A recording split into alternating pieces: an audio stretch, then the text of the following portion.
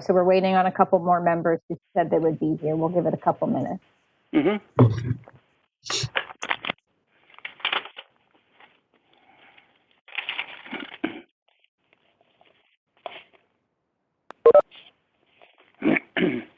It is 6, so the streaming does go live at 6 o'clock.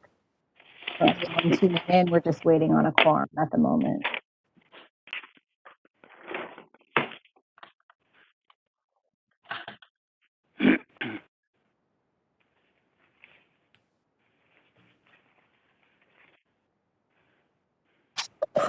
Bob, while we're setting up, can you hear me, Bobby Lackey?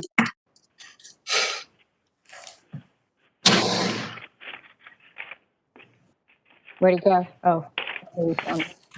Yeah, I just want to tell him, Kristen can control the microphone when it's his case, if someone's disruptive.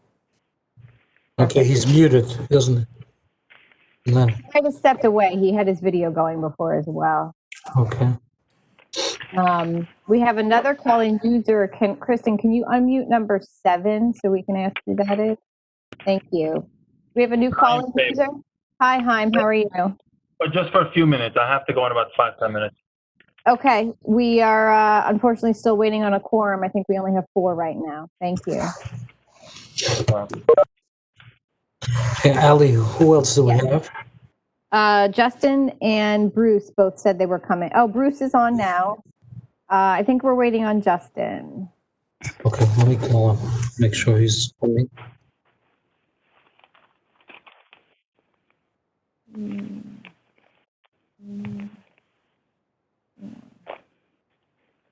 Hey, Jake, he's on? Yes. No, you're right. He's not. We're waiting on Jake as well. Okay.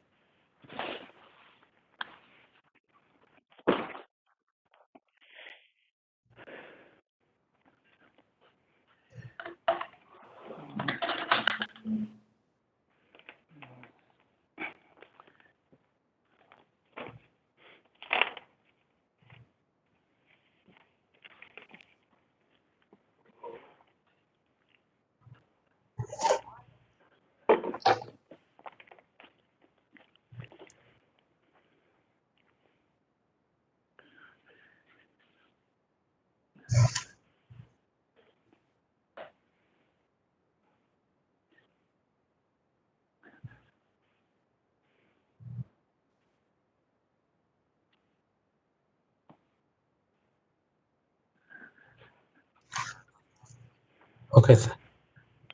Okay, thank you.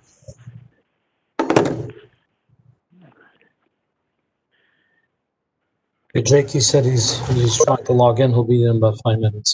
Okay. Okay, and Justin, I don't see him. He didn't answer his phone. Try him again. I know he was trying to come, particularly so we could get that hotel done. Okay. Oh, he can't sit on the hotel. Justin can't sit on the hotel anyway, so we're not waiting for him for the beginning. And we need him for the resolutions. We also need to close the app. Okay. Let me try him again.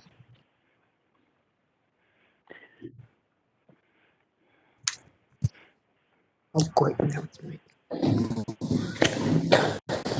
Go ahead.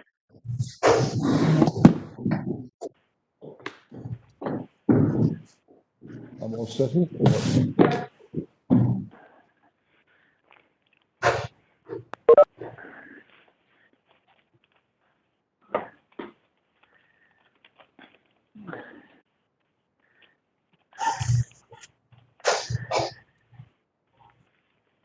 Hi, are you coming on? Yeah, but could you come on for the resolution for Square? Let me knock that out. Yeah, you were, and I can't vote on that. I don't have a quorum. Could you come on right now? Okay, bye.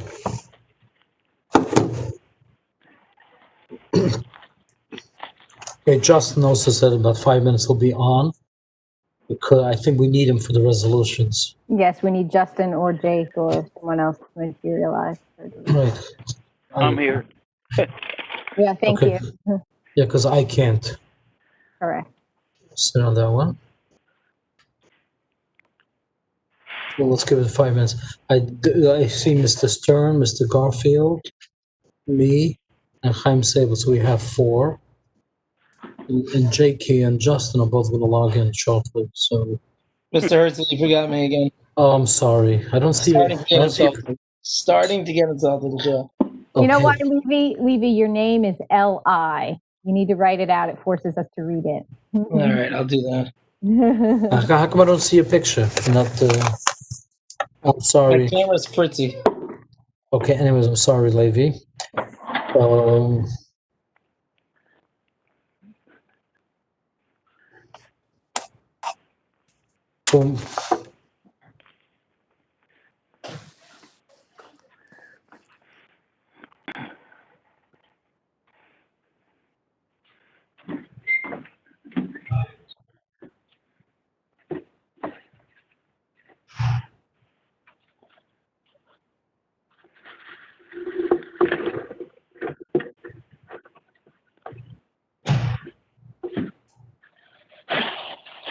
I never knew Al-Litonia's first name was Alexander. Hi, Al.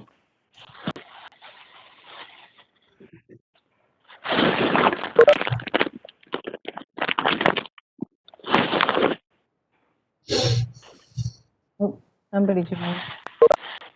Someone just came.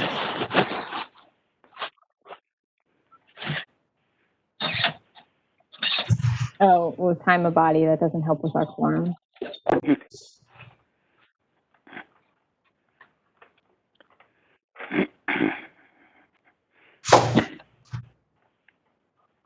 You won't let me vote? That Who's that? was Haim being Oh, silly. Said he's not a quorum. He's insulted.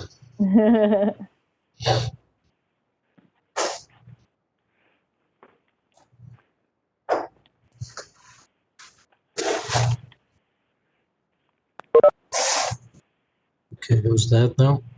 Oh, Justin's logging in.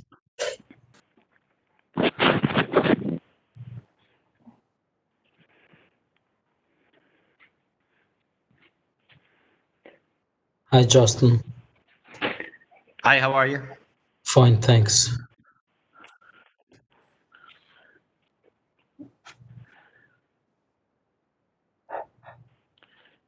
Yukil, you probably could start us, and we can start with the resolutions while we wait on Mr. Meyer. Okay. So, Mr. Jackson, do you have your flag? I do. Okay. So, we will call the meeting to order. Let's rise and salute the flag.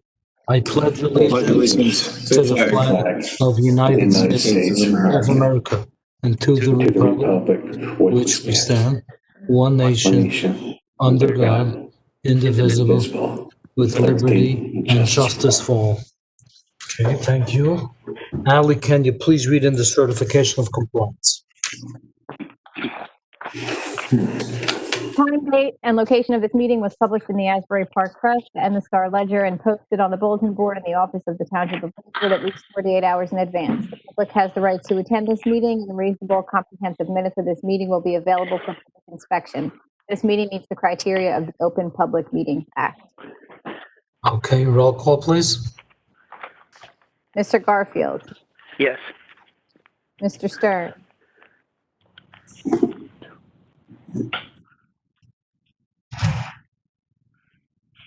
Is he muted? yes, he's muted. Kristen, can you unmute Bruce Stern, please?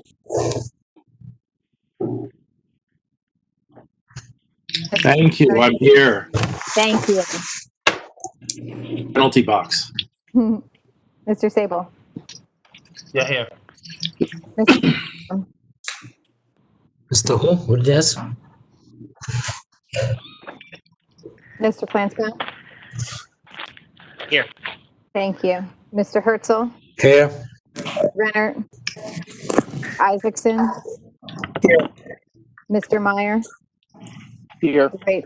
Oh, Mr. Meyer's here. Thank you. Mr. Ratzek. Okay. Swearing in of professionals. Okay, Mr. Chairman, before I do that, I just want to make an announcement for the public. What we have done as we have revised our format somewhat, if you're an interested person or an objector or someone who wants to be heard on a particular application, the time is announced by the chair. You will have an opportunity to your microphone answered. You can be shown on video, and you will be able to ask questions and make comments in real time. We will also, and we have been collecting comments that can be emailed or secretary. So we're still doing both formats to give people the opportunity to be heard. We do have an administrator, an assistant working, monitoring to make sure there's no inappropriate comments or conduct. So we have the ability to turn off the microphone, but if that happens, we'll indicate the reason why, and we don't have any issues with that. And also, only one person can speak at a time in this format, and people talking over, et cetera, we'll enforce that by only allowing people to speak when they're recognized by the chair, which, you have time to do that. All right, so with that statement, Mr. Vogt, if you could please raise your right hand. Do you swear affirm testimony you give before this board will be the truth, the whole truth, and nothing but the truth? Yes. Okay, let the record reflect the board planner and engineer has taken the oath, and Mr. Herzl, back to you. Okay, thank you. Okay, we're on to resolutions. Ali, let's just do number 2 first. On number 1, I will step down. I'm not going to ask for a motion on that one. So, We're going to take the resolution SP 2381 for 512 Chestnut. yes. Okay, who can vote on that one? Eligible to vote on that one. I'm sorry, we're getting double feedback. Somebody needs to be muted, Kristen. Or everybody needs to be muted.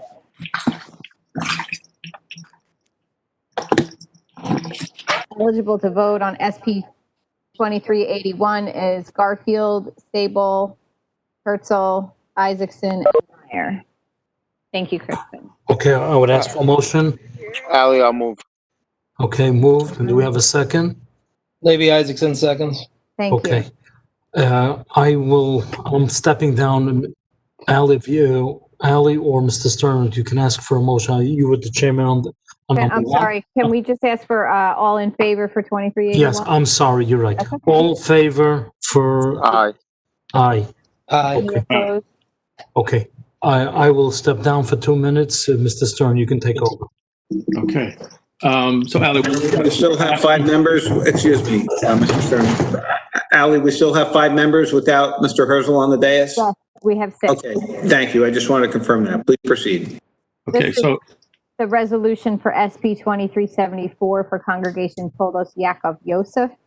Present at that public hearing were Mr. Garfield, Stern, Sable, Lansbaum, Meyer, and Raitzik. okay, so Ali, we're looking for a motion to adopt that resolution. Correct. Okay, do we have a motion to adopt the resolution for SP 2374? Bruce is Jakey. I'll make a motion. Okay, do we have a second? Second. Who was that? Mr. Flansbaum. Okay. Thank you. Ali, should we have a roll call? Typically, we just ask all in favor and all. Okay, all in favor? Aye. Aye. Any opposed? The ayes have it. Great, thank you. Okay, thank you. I'm back. We're on now to the public hearing. Public hearing, item number 1 is SP 2109A for RD Lakewood LLC. This is a continuation from the August 11th, if I am correct, public hearing. So can we just go over who can vote on this one to make sure we have a quorum, because it's a Who continuation? was present at the last meeting was Mr. Garfield, Stern, Sable, Herzl, Isaacson, and Meyer. Okay, so we have 5 And people. Mr. Herzl, just to clarify this, on a resolution, we only need a quorum, but only one person who is present can vote on it to approve the John, resolution. we've done the resolutions. We're on RD Lake with the hotel now. Okay, so I'm off then. Correct. Okay. Mr. Jackson will be. Is Mr. Ulaki taking over? I misunderstood. I didn't. Okay. It's So, Pine Street, New Hampshire. Okay. okay, Mr. Yolaki, are you there? Kristen might have to open his microphone. Yes, I'm here. Bob Ulaki, present. Okay. The only Okay, question I'm going to sign off and remove myself from the dais, and I'll be ready for the next case. Thank you, Mr. Chairman. Okay, thank you. And Mr. Yolaki, I just wanted to confirm that we have 5 people because it's an attenuation. And I think Ali confirmed that we have 5 people that were present at the first meeting, right? Yes, 5 people constitutes a quorum if that's satisfactory to the applicant's attorney, Mr. Pfeffer. Okay. Mr. So- Chair, I just want to make sure, I think all 6 that were there last time were here. That's why we pushed it off a couple of meetings. I believe all 6 of those people are still here, correct, Ally? All 6 are here. I'm not sure how long Mr. was able to stay. We would still have 5 and a quorum if he has to leave. Okay. Okay, so please proceed. So, I'm sorry, Um, may I just say for the record, Mr. Flansbaum wants it on the record that he stepped down. Mr. Who? Mr. Flansbaum stepped down on this application. Okay, thank you. Thank you. Okay, Mr. Pfeffer, where are we holding with this So we had- application? We had given all direct testimony. Mr. Gazarovski, who was present, had asked Mr. Flannery of his, had questions of him and of our traffic engineer, Mr. Kennel. Mr. Gazarovski also put on the testimony of his professional, Mr. Gemma. We were at the point, we had asked some cross-examination of Mr. Gemma. At this point, we were up to, I was going to call Brian Flannery to address some of the issues raised by Mr. Gemma, and then, we're basically done. Yeah, Mr. Gazarovski, do you have any more professionals that you want to testify? I don't hear you're muted. Mr. Gazarovski, you're muted. Okay, I think now, You hear me now? yes, we do. How are you? I'm fine, thanks. Thank Okay. you. I do have one additional witness as an expert witness, Mr. Ali Warnia, who is a licensed professional engineer as well as having qualifications to give testimony as a traffic expert. He has in fact appeared before this board in that capacity on at least a half a dozen occasions. So I will call him at the conclusion of Mr. Pfeffer's case. My understanding is you've concluded your case, but you're going to call sort of like a rebuttal witness, however you want to do that.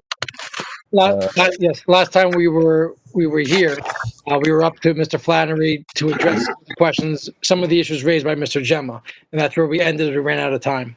Yeah. Let me also say, As far as, make a comment. Earlier today, I did in fact make a telephone call to Mr. Ulaki, and then I emailed to Mr. Ulaki, to you, as well as to Ms. Morris, a series of documents. And in looking at this file again, I'm of the opinion that there is in fact a notice issue, which I might want to raise right up front so that if we get a ruling from Mr. Ulaki, we could either proceed forward or not. I have- Yolaki. Yes, I have reviewed the information that Mr. Gazarovski provided. I reviewed the notice and the other documentation that he had previously provided. And in my opinion, the notice is sufficient. It adequately addresses the requirements of the municipal land use law. It specifically describes the proposed use of the property along with requested variances. If Mr. Pfeffer has anything to add, he's more than welcome. I agree with Mr. Lackey's opinion. I just also want to point out that I don't think Ron's seen a notice he hasn't raised an issue with. But I do point out that this issue is being raised after almost 3 hours of testimony. He's now decided there's an issue with the notice. But I agree with Mr. Lackey, and we're fine proceeding. Okay, so we're going to proceed. Just state that on the record, so it's in the record, Mr. Ulaki. Okay, I think you stated it on the record that you objected to the record, to the notice. I think it was Well, stated. I would like to put the basis for my objection on the record. Okay, All right. I'm looking at the notice which was sent out by Mr. Pfeffer, which I believe has been marked in evidence earlier, and it really is what was published in the newspaper. The date of the notice being published was August the 1st of 2020. In that notice, Mr. Pfeffer states as follows. He advises that he's seeking before this board an amended preliminary and final site plan approval to construct a new five-story uh, One second, Mr. It goes Gazarovski. on to say that the Ali, do you hear him under clear? SP 2109. No, I'm Mr. sorry, Mr. Gazarovski, I wasn't sure if it was my connection or yours, but Mr. Herschel and I are both hearing you very jarbled and broken up. You may need to start again. Oh, unless he wants to call in by the telephone. Can you hear me now? Yeah, could you speak closer to the mic? You were breaking up, but we cannot have a clear record. All right. So I should do. No, I would ask you if you could use a phone to call in. You're breaking up. This, but also get my telephone connected in. Ali, could you direct him? I think it's either or, right? What I have to do then is just call someone from the other room who knows how to do that, because I do not know how to do. Yeah, the phone number and then the number to join is on the email that I sent. That has a link. I'm not following. Can you give me that phone number again, and I'll do it. Sure, hold on.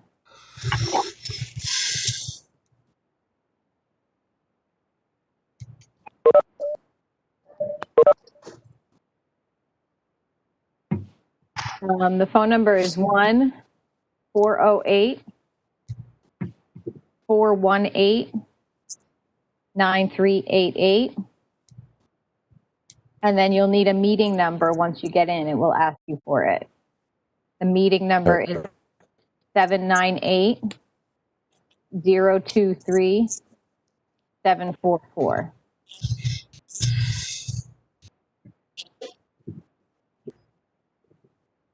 And pound after the last four. I didn't hear what you said. Ask again. Can you please hold 1 second then? Okay.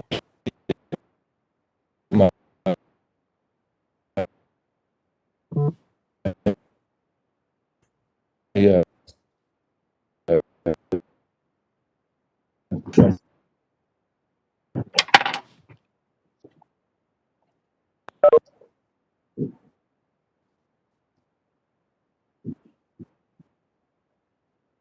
I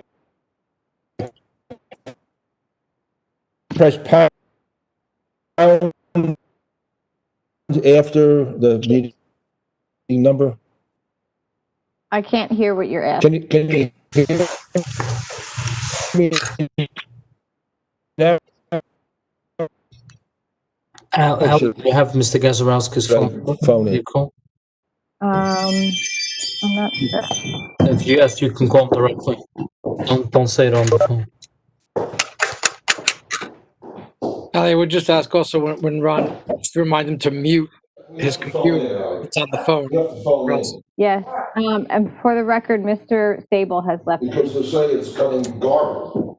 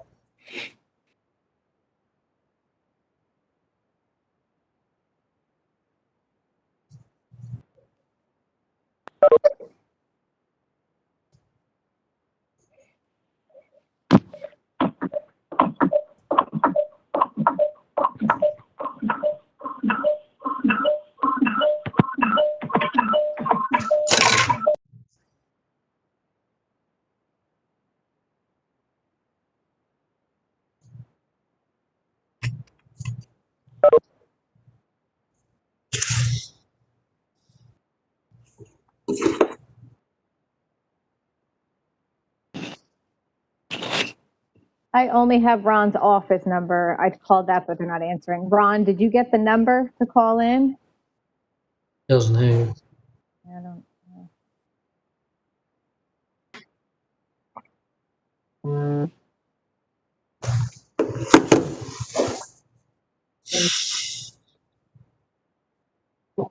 We're on mute now, right? Ask him if they can hear you. Can you hear me now? Yes, we Yeah. can.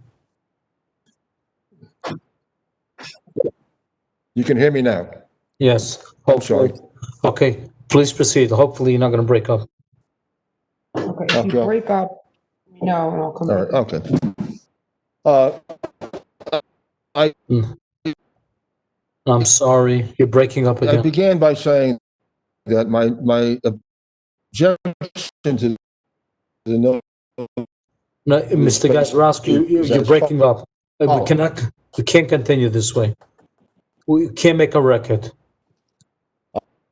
Uh, uh, the notice was, Okay. Ally, breaking up again, I say. Kristen, can you just mute Ron? Why do you Bob, think do you have any recommendations on how we can handle this? Huh? He needs to maybe phone in so we could hear him. Apparently they're having difficulty with that. I don't know. Bob, do you have Mr. Gazarovski's number that you can call him and tell him to call in with a phone?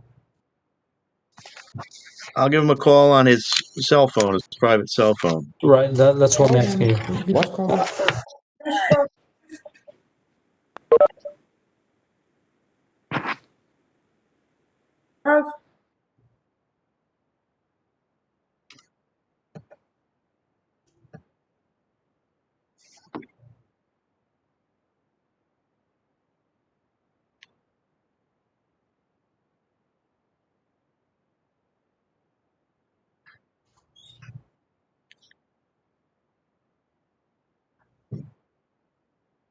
We just called in, but we can't hear, but it seems like you can't hear me.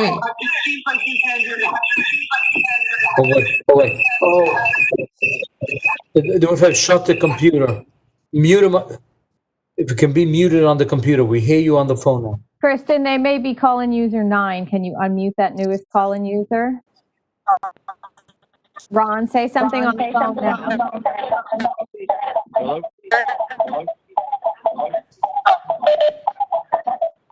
Kristen, can you mute Ron's computer video? Oh, please. Does he need to log off of Zoom?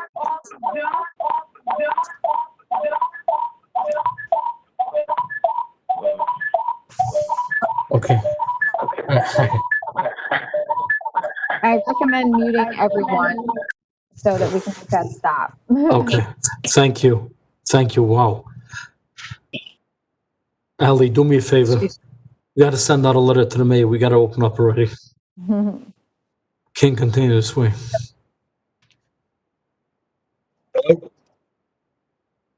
I just received an email that Ally sent to Ron as well as myself. Did Ron get the email? It's the call-in number, but they said that's what they just called and it wasn't working for them. So I don't know what. I think they need to choose either phone or computer. They can't have both on. Ali, can I ask you a question? Yes. Should we go on to number 2, and when we get this straightened out, we'll go back to number 1? I don't want to waste the whole night just playing We're around not with the going to have phones. a quorum later because we're down to 5 members and our 5th member can't stay late. So Oh boy. I just don't want to waste the whole night trying to figure out this phone system. I know.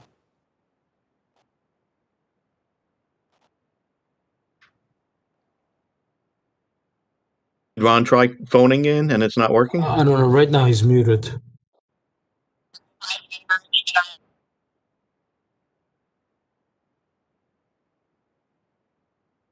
His computer's working very slow. You see the movements is very slow.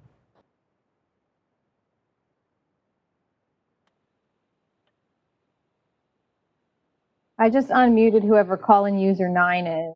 So if someone. We just called in and you guys couldn't hear us. So should We we could hear disconnect and come back? We can hear you right now, so if you would like to proceed over now the phone. Now I'm on the video. So what I'm saying is, should we call back from the phone and disconnect from the computer? Okay, we don't, well, unfortunately, your computer Wi-Fi is not working enough for us to hear what Ron is saying. So you're going to have to use the phone, which is what you're on right now and is working appropriately. No, we're not on the. Well, can you hear me right now? Yes, yes, you are labeled call-in user 9. So whatever you're talking to right now, just continue to use that. Okay, fine. Okay. Okay, please proceed. I'm all set to go. Try. Okay. Mr. Gazarovski, if we can't make a record, I'm going to stop you. And I apologize to you. We need a record. Can you hear me now? Yes, please proceed. Can you hear me now? Yeah, try. Can you hear me? Yes. Can you hear me now? Okay. My objection was to the form of the order and the fact that it does not give adequate notice to the public. The notice as it's written goes on to say that you're seeking an amended preliminary and final major site plan approval. As the previous approval under SP 2109 included a 5-story hotel and a bank.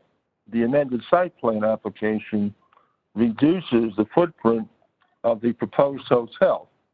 So what you're really doing is this notice is saying to the public that there is an approval or there was an approval, and now you're seeking to amend it.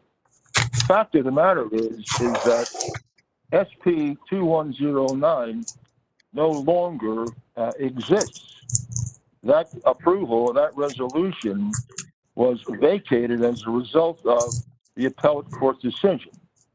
So that means you have a completely new application and you have to go to what would be the resolution that was in place prior to 2109.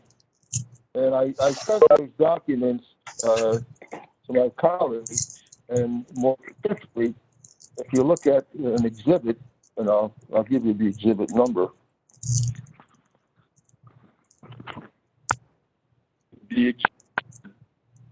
And that exhibit shows the original approval, and you'll see that it provides for a through street that goes from Pine Street out to the Avenue of the Americas.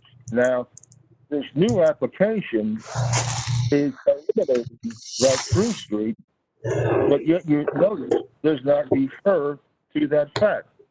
My position is that the notice should clearly show that the resolution that you are amending would be that earlier resolution, which I believe was around 2010 perhaps, and that you're amending it by changing the elimination of the through street between Pine Street and the Avenue of the Americas. If you look at the notice, it gives absolutely no indication to that.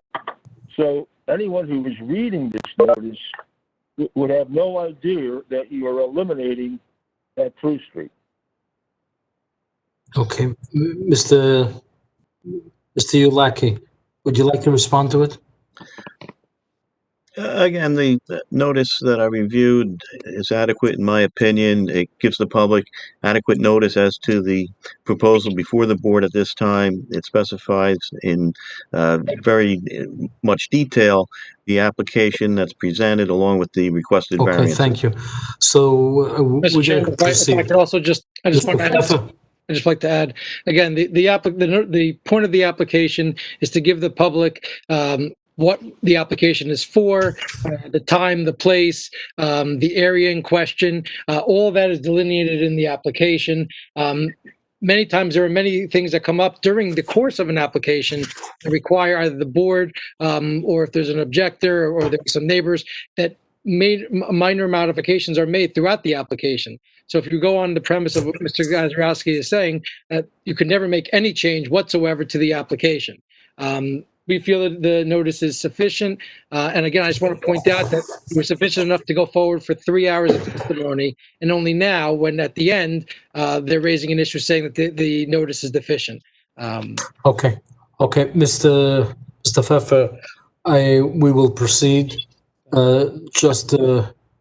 Who's going for? Yeah, so I would just ask that Mr. Gazarovski proceed with his witness, as again, I'm going to call Mr. Flannery to finish up again on Mr. Gemmas, who's not here this evening, I guess. But as far as Mr. Flannery, probably will have some rebuttals and responses to Mr. Gazarovski's traffic and engineer testimony. I would ask that his testimony hold until after that, after their witnesses are completed. Okay, so Mr. Yulaki, could you swear in? I don't see him now. Alexander. We have 3 call-in users. I'm going to assume one of them is Dave Garfield, who must have called back in. I don't know who those 3 are. It looks like Kristen's unmuted them if we want to figure out who they are. If you called in from a phone, can you please tell us who you are? I called in from a phone, Alexander Litwarnia, because I got dropped somehow from the other meeting. Okay. But I can hear fine now. I couldn't hear well before, but when I went Okay, to great. the volume up, it disappeared. Now I'm good. All right, so I'm going to label call-in user 10 as Al Litwarnia. I don't know who 11 and 12 are. We may want to confirm one of those is Dave Garfield so that we have. Yes, we should confirm that we have a quorum. Mr. Garfield, if you're there, if you're not muted, please identify yourself. Yeah, he had issues at our last meeting with being able to be heard as well. I'm not sure. Okay. We weren't able to resolve what that problem was. Christine, could you unmute all the call-in users, please? I retook control so I could relabel Al, and call-in user 11 and call-in user 12 are not muted. Okay. But still not here. Could it be it's me, Saul Mizrahi? Oh, number 12, Mr. Mizrahi. Perfect. I will label Mr. Mizrahi for later. Thank you, Saul. You should ask everybody for eyes because I just walked into the room. Okay. Mr. Garfield, are you on? I will try to call Mr. Try Garfield. again. We got a call-in user 13 as well. Mr. Garfield, is that you? Yes. Yes, Mr. Okay. Garfield is number 13. Wonderful. Okay, Chaim Sabel's on too? I see him on still. He told me he left, but I see him still logged on. I'm not sure that he's there. Can we unmute him, make sure we have a Yes. quorum? Chaim, are you there? I believe Mr. Sable has left, but that still leaves us with 5. I'm here. Oh, no, that's Mr. Abadi. Wrong book is Okay. Mr. Sable. Sorry. Confusing me with so- Stable again? Oh, no. Yes. Okay, I see Dave Garfield. Yes. Okay, Jakey Meyer, you're on. Bruce Stern. Bruce is here, and Levy's here, and I'm here. Okay, so please proceed. Mr. Yulaki, could you swear in, please? Yes. Alexander Litwarnia. Litwarnia. Yes, Mr. Litwarnia, raise your right hand, please. Do you swear that the testimony you're about to give tonight is the truth, the whole truth, so help you God? Yes, sir, I do. Okay. And could you recite your name and profession for the record, please? Name is Alexander Litwarnia, Litwornia. I'm a registered professional engineer in traffic, major in traffic and engineering and transportation planning. Have you appeared before this board? Yes, I have, sir. Okay, so we'll recognize you. Please proceed. Okay, Mr. Litwarnia, you were retained by me as a professional expert to give testimony this evening, were you not? Yes, sir. That you have occasion to review the earlier report, which was submitted by McDonough and Ray, as to the issue of traffic. Yes, sir. Have you reviewed the application as well as the site plan that was prepared in conjunction with that application? Yes. Now, you're also aware of the fact, which I sent to you, that an earlier approval, which I would submit is still the only outstanding approval, called for a through street from Pine Street to the Avenue of Americas. I understand that's what was called for previously. It does not appear on the plans at the present time. Okay. Now, rather than go through a long answer, why don't you present your testimony as you see fit? If they have questions, they could ask them at, okay? As a result of reviewing the traffic report, I had some specific comments, as well as looking at the site plan. One of them is that there's some additional geometric improvements that are required and are not mentioned in the report. One is the report uses a 50% queue in analyzing how far back cars will be stacked. In other words, a 50% queue means the cars will be stacked a certain distance back half of the time, 50% of the time. And if you do that, you find out that usually you use 85% of the time to be more conservative. So what that means is that when you have a queue, like you have a Pine Street approaches the intersection of Pine and the main intersection, which is basically New Hampshire Avenue.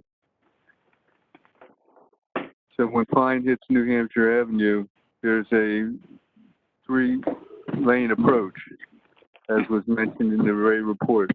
The 3-lane approach has a left turn lane, a through lane, and a through right lane.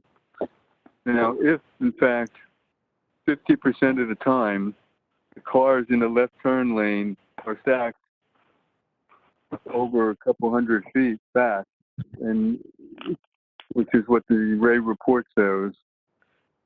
Now, when it's stacked back like 196 feet back, as the Ray report shows, 50% of the time, that means since it's a 2-lane road basically until you get to the intersection, which is widened, what happens is if you're in the left turn lane, and most of the people are, and that shows a poor level of service, usually of E in the Ray report. So the cars are stacked back. Now, when they're stacked that far back, if you're in line and you're coming to the intersection and the left turn lane is stacked, it stacks all the way back into where the road is only one lane wide in each direction. So if you wanted to go straight or you wanted to make a right turn, you can't do that because you can't get to the intersection because you're stuck out of it. And oftentimes people will come to an intersection when they're driving, they'll see a right turn lane only that is empty, but you can't get to it. Or you'll see a left turn lane that's empty, but nobody can get to it.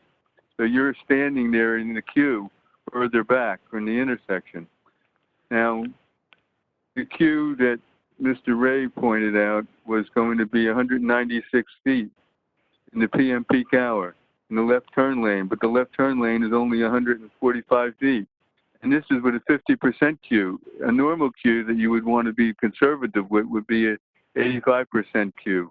So that's only 15% of the time you would have a violation of that with a longer queue. With a 50% queue analysis, 50% of the time or half the time the intersection is going to fail, which is not really an acceptable type of situation for the facility.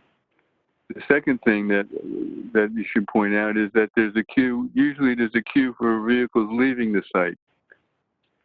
Now, when you have a site plan that shows approximately 1 or 2, at max 3 cars stacked to exit the whole site, and you have over 100 cars parked in that site, usually what you do is you have a longer throat that is uninterfered with any internal aisles. Because if you have internal aisles stacking, they block the entrance into the site. And then that will cause people, if they're coming in, making a right turn or left turn, they'll be stuck in traffic trying to get into the site, which would a tracked up driveway. So usually for a parking lot of this size, like Middlesex County usually requires 3 stacking 3 cars for a minimum of 3 cars to be stacked. And each county has different requirements, but their requirements, this is on the township, on the city road as opposed. I'm sorry, I just want to file just an objection. We're in Ocean County here, and we're not talking about Middlesex Yes, I County. know. I didn't say that. I understand this is Ocean County, but I haven't had a chance to look through the Ocean County requirements, but usually this is not a county road in this area. So that's not a Again, I'm just going to object as this application is going to have to be reviewed by Ocean County Planning Board, and they will have to review the traffic. And we've already agreed to meet all third-party or outside agency reports. Thank you. I'm just bringing this up so that the Vineland can get a chance of making their comments, because some of these concerns are not looked at by the county. Okay. Having been a county traffic engineer, I understand that it would be beneficial if every county traffic engineer and their staff had enough time to look in depth at every report that comes in front of them. I just want to confirm, Mr. Lawani, I just want to confirm, you're not clear as to what the requirements are in Ocean County, correct? Correct. Thank you. I will follow through with a memo and go through with that so that the board will have Okay, my comments. and it's also very clear that we still need Ocean County approval on the road. Is that correct? We need county approval. Correct. Now, the comments that I made on the intersection of Pine and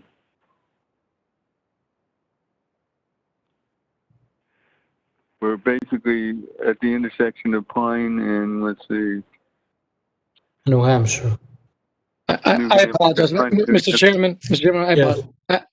I just like to put on the record, I am going to object to Mr. Litwania's credentials, not as to general testimony, but civic testimony with regard to this project in Lakewood Township, which is situated in Ocean County. Mr. Litwania has just testified under oath that he's not familiar with what the county even requires. So to indicate anything that he's going to be stating on this application is relevant, I would ask that it all be stricken.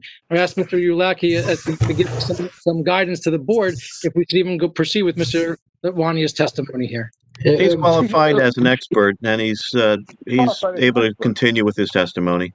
Okay. Thank you. But basically what I wanted to do is make sure that I made clear for the record that I was referring to the intersection of New Hampshire and Pine, and I was looking at the eastbound PM peak hour approach with the numbers I was giving with the queues, etc. So that the problem you have, if these traffic volume backed up considerably, as I testified before, it's also going to block the entrance and exit from Pine onto the site, because the cars will be stacked that far back, since you'll have all or a great majority of the cars that are stacked in the through lanes or the right turn lanes will never be able to get to their lanes. So it'll be basically you only have one lane from the intersection back, which is problematic. Mr. Ulak, I have a question for you. Yes. Isn't traffic on New Hampshire Avenue, because it's a county road, has nothing to do with the Lakewood Planning Board, that has to do with the county?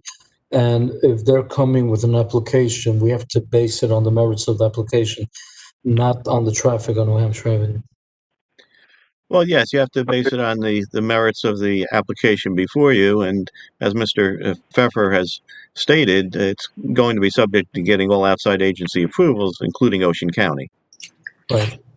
And well, I'm bringing this up because the municipality has the responsibility to look at the site drives, and the site drive creates a problem if, in fact, the geometry that's used in the application is continued, because the vehicles will stack and block access in and out of the site from the Pine Avenue entrance and exit.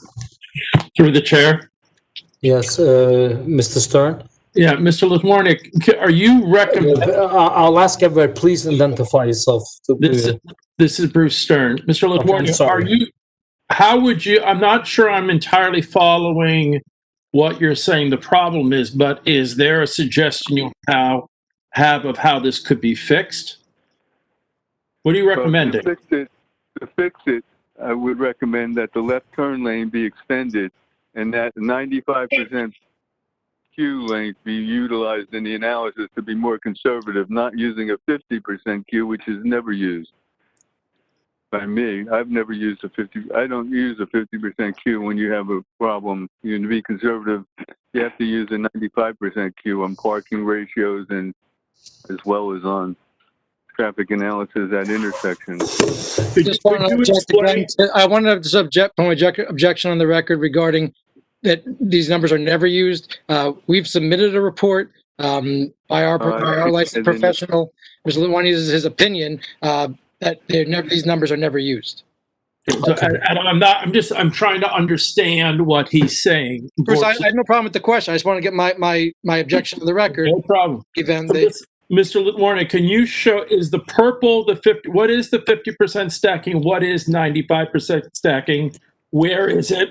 Excuse me, why is it important? Educate us, please. Isn't that 50% and 90% stacking is important? If 50% means 50% of the time you will be exceeding the stacking that you're referencing in your report.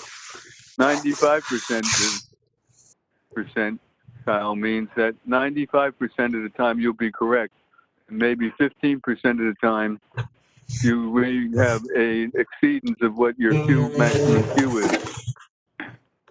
So if you go with the parking analysis or a queue analysis, it's not really a good idea to go with a 50% number. That means 50% of the time your analysis is in failure position because you only use the 50% time to the stacking. Are there any roads in Lakewood that they have a higher number?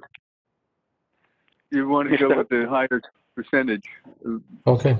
And it's easier to recognize that if you went with parking. If you had a parking study that showed 50% of the time you had ample parking, that would mean that 50% of the time you can't park. So if you went with a 95 percentile number, that means 95% of the time you have ample parking on site. And okay. 1 second, please.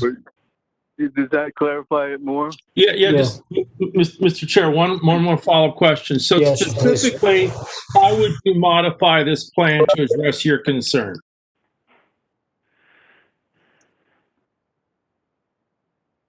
Mr. LaGuardia, could you hear me? Yes, sir. So specifically, how would you change the plan that's up on the screen to address the concern that you've discussed? I would redo the analysis with the 85 percentile analysis to show what the 85 percentile Q would be at the driveway as well as on each of the approach lanes. And once I had that, then I could say, like for the eastbound approach at the intersection of Pine and New Hampshire, the eastbound approach has a minimal left turn lane. So what you'd have to do is increase the left turn lane and the through and the right turn only lane, right turn lane, so that they would be widened further back, so that you wouldn't clog the approach to the through lanes and the through right lane. That way, by having the widened lanes go further back away from the intersection, you would alleviate that problem with the stacking all the way through the drive. And would you lose any parking by moving it back, widening the road? When widening the road, I don't believe you lose any parking. I don't believe so. But you might lose some parking by deepening the road entrance off of Pine, because you don't want to clog the entranceway. You want to keep it clear flowing coming in off of the highway, off of Pine. Mr. Herzl? Yes. Yeah. Please identify. Yes, I do. Just identify Mr. Garfield. Yes. At the last meeting, wasn't it mentioned the possibility of taking and putting an entrance off Boulevard of the Americas? There was a paper street there? I don't think so. What didn't they say there was a different ownership on that? It was a different. I think they had to. They couldn't go over there. That's what I thought they said. I'm not familiar with that. Yeah. Okay. You did bring up another comment I had, which is on parking. Okay. On parking, I find that the township ordinance looked pretty good. The question that I had is, what type of a hotel is this? The applicant, traffic engineer John Ray, had mentioned a couple things. One, that he's got it as a general hotel using the ITE data. The ITE data does not include in his use, the land use that Mr. Ray used does not include conferences, doesn't include scale events or bar mitzvahs or weddings or any other events like that. It just has a small meeting room. It doesn't have a weight room. It doesn't have any other type of amenities like that. So it's not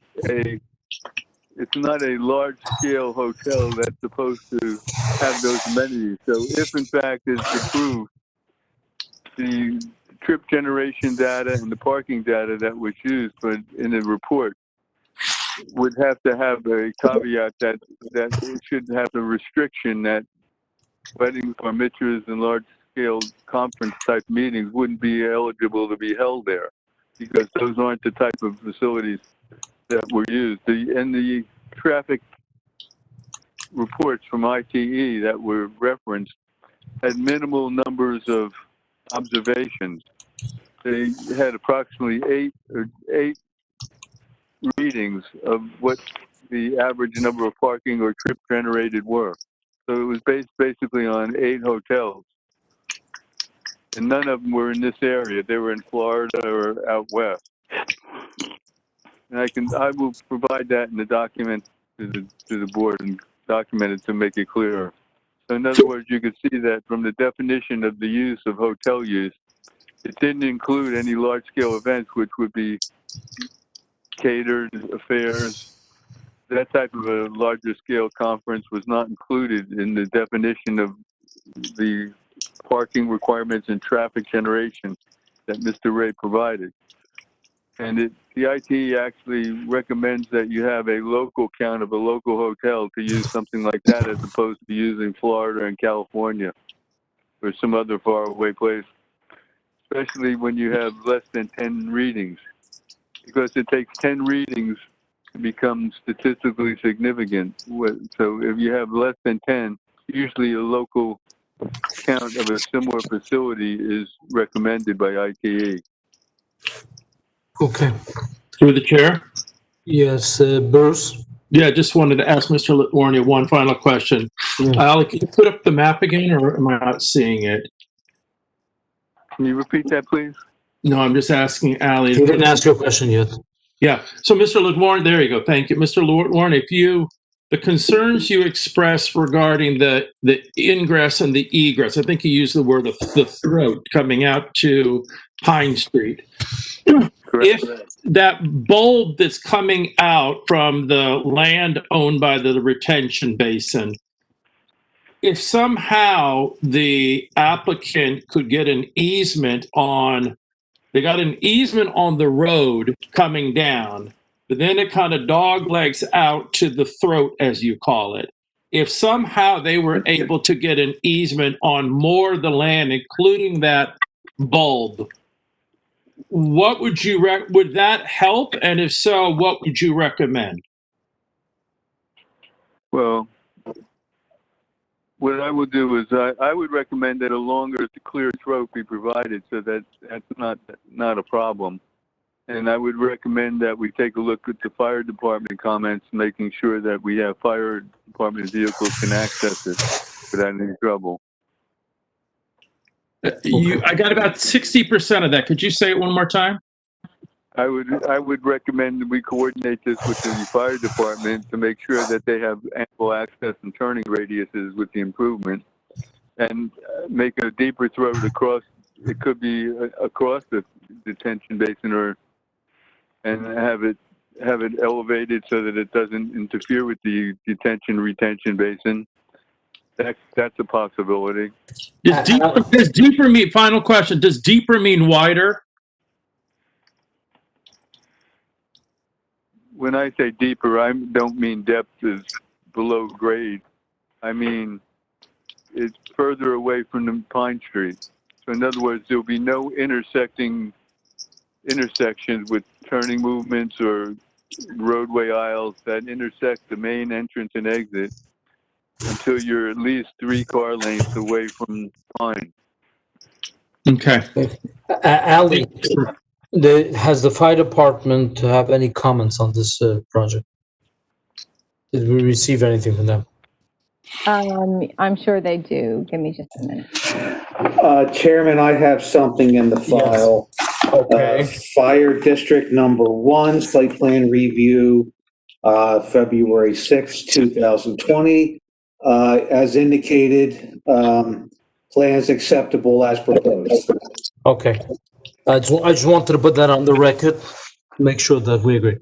Okay, thank you, Ali, for bringing it on the record too. Okay, so it's acceptable. Okay, Mr. Latwarnier, do you have any other comments, or we can proceed? Mr. Chairman, Ron Gazarovski, I have a question, Mr. Latwarnia, if I may. Okay.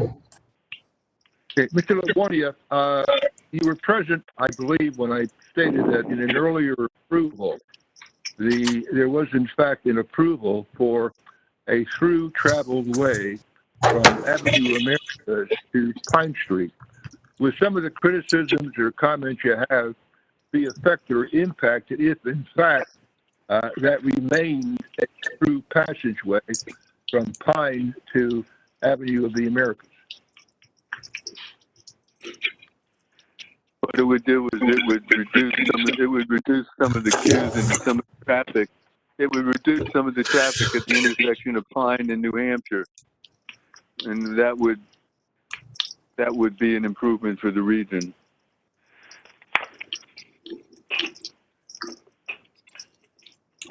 Ali, I feel bad for you. You have to make the record afterwards.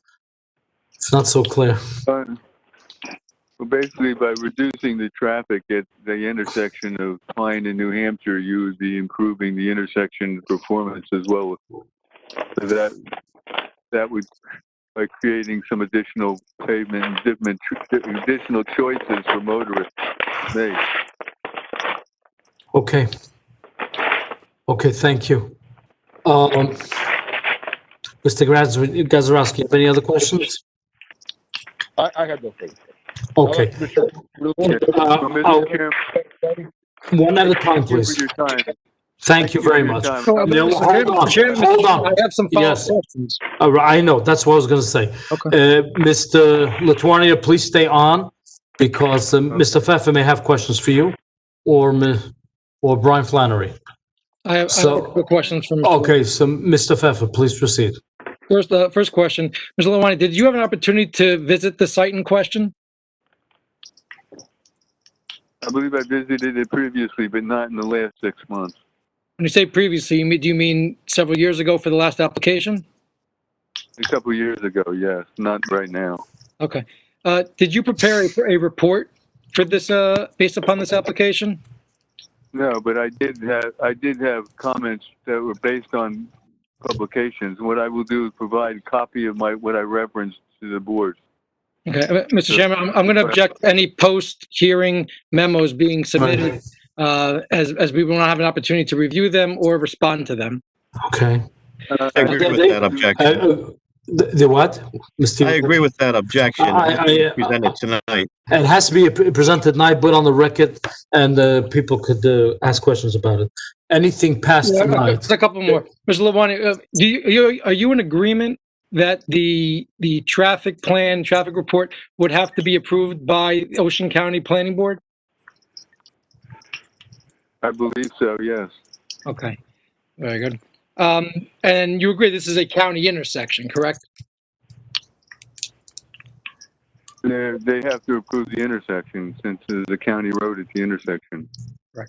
Now, as far as any of your comments, I did not hear, and I just want to make sure, were any of your concerns on internal, on-site traffic concerns, or are they only off-site?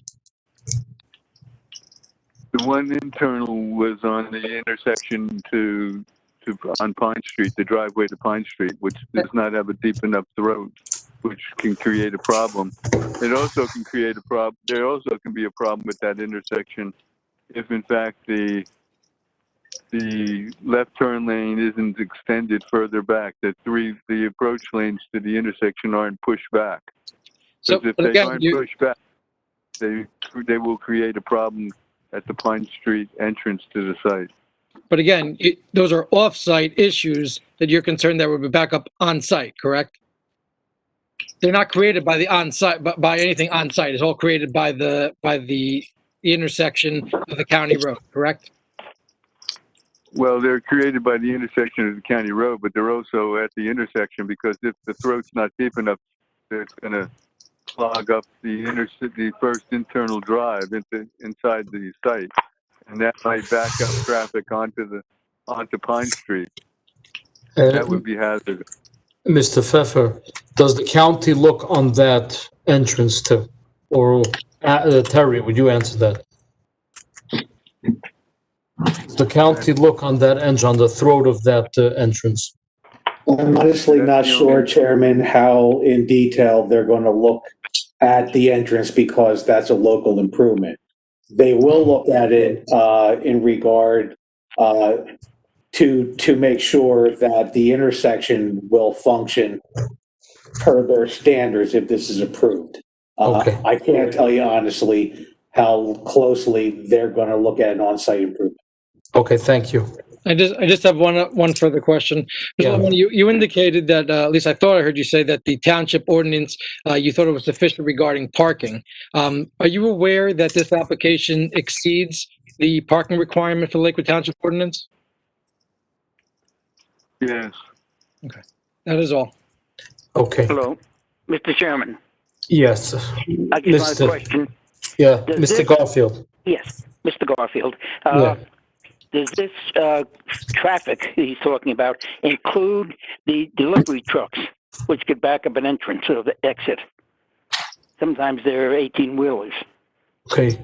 Mr. Pfeffer, is your traffic engineer on tonight or not? He is not on tonight, but Brian Flannery is here, and he is Okay. able So of addressing. Brian has to be sworn in. I would like your professional to answer that. Not a problem. Okay. Mr. Yulaki, could you swear in Brian Flannery, please? Yes, sir. And Mr. Flannery, please raise your right hand. Do you swear that the testimony you're about to give is the truth, the whole truth, and nothing but the truth? So help you God. Is Mr. Flannery muted? Ali? He's muted, I believe. Unmuted. Okay. Continue. Brian Flannery, licensed professional engineer and planner, Jackson, New Jersey. Okay. Mr. Flannery, can you respond to Mr. Garfield's question? What was Mr. Garfield's question? If this takes into account the flow of trucks, 18-wheelers, city trucks, and how they handle this approach. Yes, it does. It was indicated in the report prepared by McDonough and Ray, and the turning movements were shown on the plan submitted by FWH Associates. Okay. Thank you. Thank you. Okay. Do any board members have any questions from any of the professionals? Mr. Flannery or Mr. Latourneau? Excuse me, Chairman, this is Terry. Can I add one thing? Yes, please. I just want to call to the board's attention, page 5 of our review. We did comment on the vehicular circulation plan. As indicated in the review, we are requiring some final interior changes. I believe that was agreed to at the last hearing. That's our comment 3. Correct. I just want to make sure everyone's aware of that. Okay, thank you very much. Mr. Chairman, if we can. Yeah, Mr. Pfeffer. Yes. If Mr. Gazarovski's done with his witness, I'll then like to call Brian Flannery back to address again Mr. Gemma's comments from last meeting and just any final comments Brian may have. Okay. Okay, Mr. Flannery. Okay, the first thing I would address is Mr. Warnia's comments, since they're fresh in everybody's mind. And as I listened to it, he made a bunch of subjective comments. I'm going to object to Mr. Flannery responding to questions dealing with traffic. He was not called as an expert in the field of traffic to start off with. He's never been qualified as an expert in the field of traffic, and he That's not true. supposedly is being called now to rebut Mr. Gemma's comments.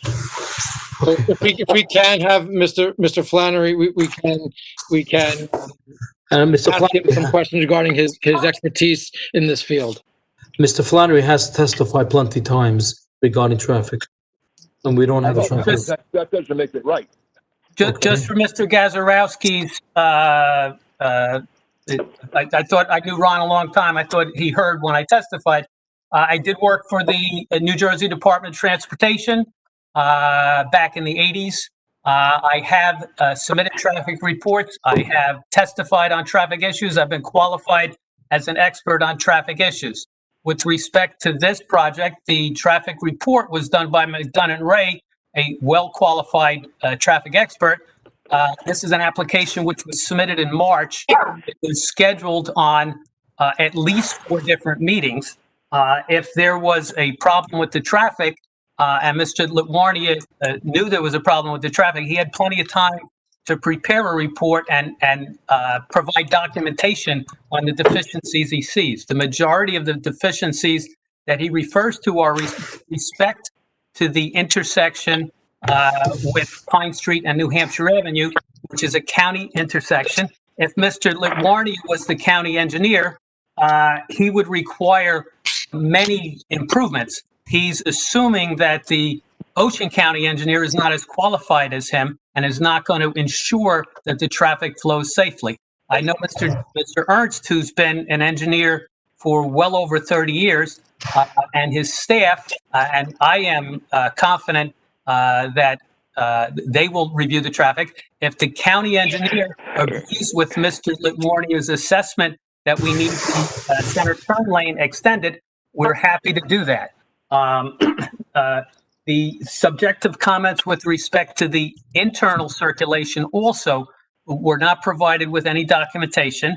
The board has a qualified engineer. RVE has traffic engineers to review that. If something needs to be changed with respect to the internal, which was indicated in the RVE report on page 5, and we agree to do that. If there's any subsequent during resolution compliance, we'll also agree to do that. Mr. Litwarnia has indicated that he hasn't looked at the site. He doesn't know what Ocean County requires. I don't have an explanation for why he would come to the meeting at this point and not have details to provide to the board to back up his opinion. The one thing he indicated is that we should compare it to a local facility, and the local facility that we have to compare this to is the Hilton Gardens, which is just around the corner, and it was done with the same type of parking calculation. And I've been there many times. I know a lot of people have been there, and there's been no problem with that. So he indicated we should use a local facility, which we have. He indicated that the intersection should be proper, and I am confident the county engineer will do that. So I didn't hear anything in his testimony. Are the plans, is the site plan for the Hilton you're referring to, has that been submitted into evidence before this board? No, it has not. I have a question to Mr. Flannery. Mr. Flannery. One second. Is the question as to his credentials? Right now, we're Ron, what's the question regarding? I'm not going to ask him about his credentials. I've known Mr. Flannery for a long time. So then we're up to the point where Mr. Flannery was rebutting against Mr. Gemma and Mr. Litwarnia. Yeah, Ron can ask all the questions he wants, but at the appropriate time. Okay, Mr. Flannery, please continue. So this application is submitted with de minimis relief. We went over that at the last meeting in great detail. The de minimis relief relates to 9 extra square feet on a sign and 6 parking spaces that are within 20 feet of the property line. Those 6 parking spaces are within 20 feet of an adjoining parking lot and a retention basin. I'd like to provide some clarifying testimony since the last meeting. The question came up of the ownership of the basin, and the basin was owned by the township. The township transferred ownership to Cedar Bridge Development Corporation. Cedar Bridge Development Corporation transferred ownership to the 3 adjoining properties, this is of which is one of them. So it will be maintained, it be owned and maintained by an association consisting of the 3 adjoining property owners. So it's no burden on the township. The other clarifying testimony I'd like to provide is that I had indicated it was a dry basin. It's in fact a retention basin, so it has water in it all the time. It provides for attenuation of the flow and recharge of the flow. And this is a basin that's been approved by CAPRA. And it was approved to accommodate the runoff from 80% impervious cover on this site. Now, the board had asked at the last hearing with respect to a sidewalk from Pine Street, and the FWH submitted a plan to the planning board, and the plan highlights in orange the sidewalk that is proposed. So there was sidewalk all along the frontage. There was internal sidewalk. The board asked for additional sidewalk to connect the Pine Street sidewalk to the internal sidewalk. And in the exhibit in purple, it's been added. And additionally, there would be sidewalk in the middle of the parking lot. So we're in response to the wishes of the board, we're agreeing as a condition of approval that sidewalk would be provided as indicated on this exhibit. But Brian, what is the middle sidewalk? Doesn't go anywhere, does it? Well, the middle sidewalk, and we would have crosswalks, provides that if somebody's in this back area and they want to walk to the front, they don't have to walk all the way to the west of the site to the sidewalk. There would be a middle sidewalk that they could follow to get to the facility. Okay. So the de minimis relief that was requested for parking within 20 feet of a parking lot, parking within, and the sign, we needed to provide the justification for that, which I did at the meeting. And Brian, again, you stated before that there were only 6 parking spaces that you're seeking a variance for? There are 6 parking spaces that are within 20 feet of the property lines. Okay, and how much excess parking spaces do you have? We have 40 extra parking spaces. So technically, if you take away the 6 parking spaces, you're variance-free regarding the parking. That's correct. And if we took 9 square feet off the sign, we would be variance-free with respect to the sign. My testimony at that point was the relief that was requested was de minimis, and it had no adverse impact on anyone. And when Mr. Gemma testified, his testimony, when I heard it, and I think the board would have heard the same thing, he didn't indicate that there was any adverse impact from the extra 9 square feet. None of the neighbors are going to be hurt. The general public isn't going to be hurt. The objector isn't going to be hurt. The 6 parking spaces, it's the same thing. The adjoiners aren't going to be hurt. The general public, it's actually a benefit. Why would we not want to have 6 additional parking spaces? I agree. And the 6 parking spaces are adjoining another parking lot, right? That is correct. Okay, so my personal opinion, and we'll have to hear the board votes.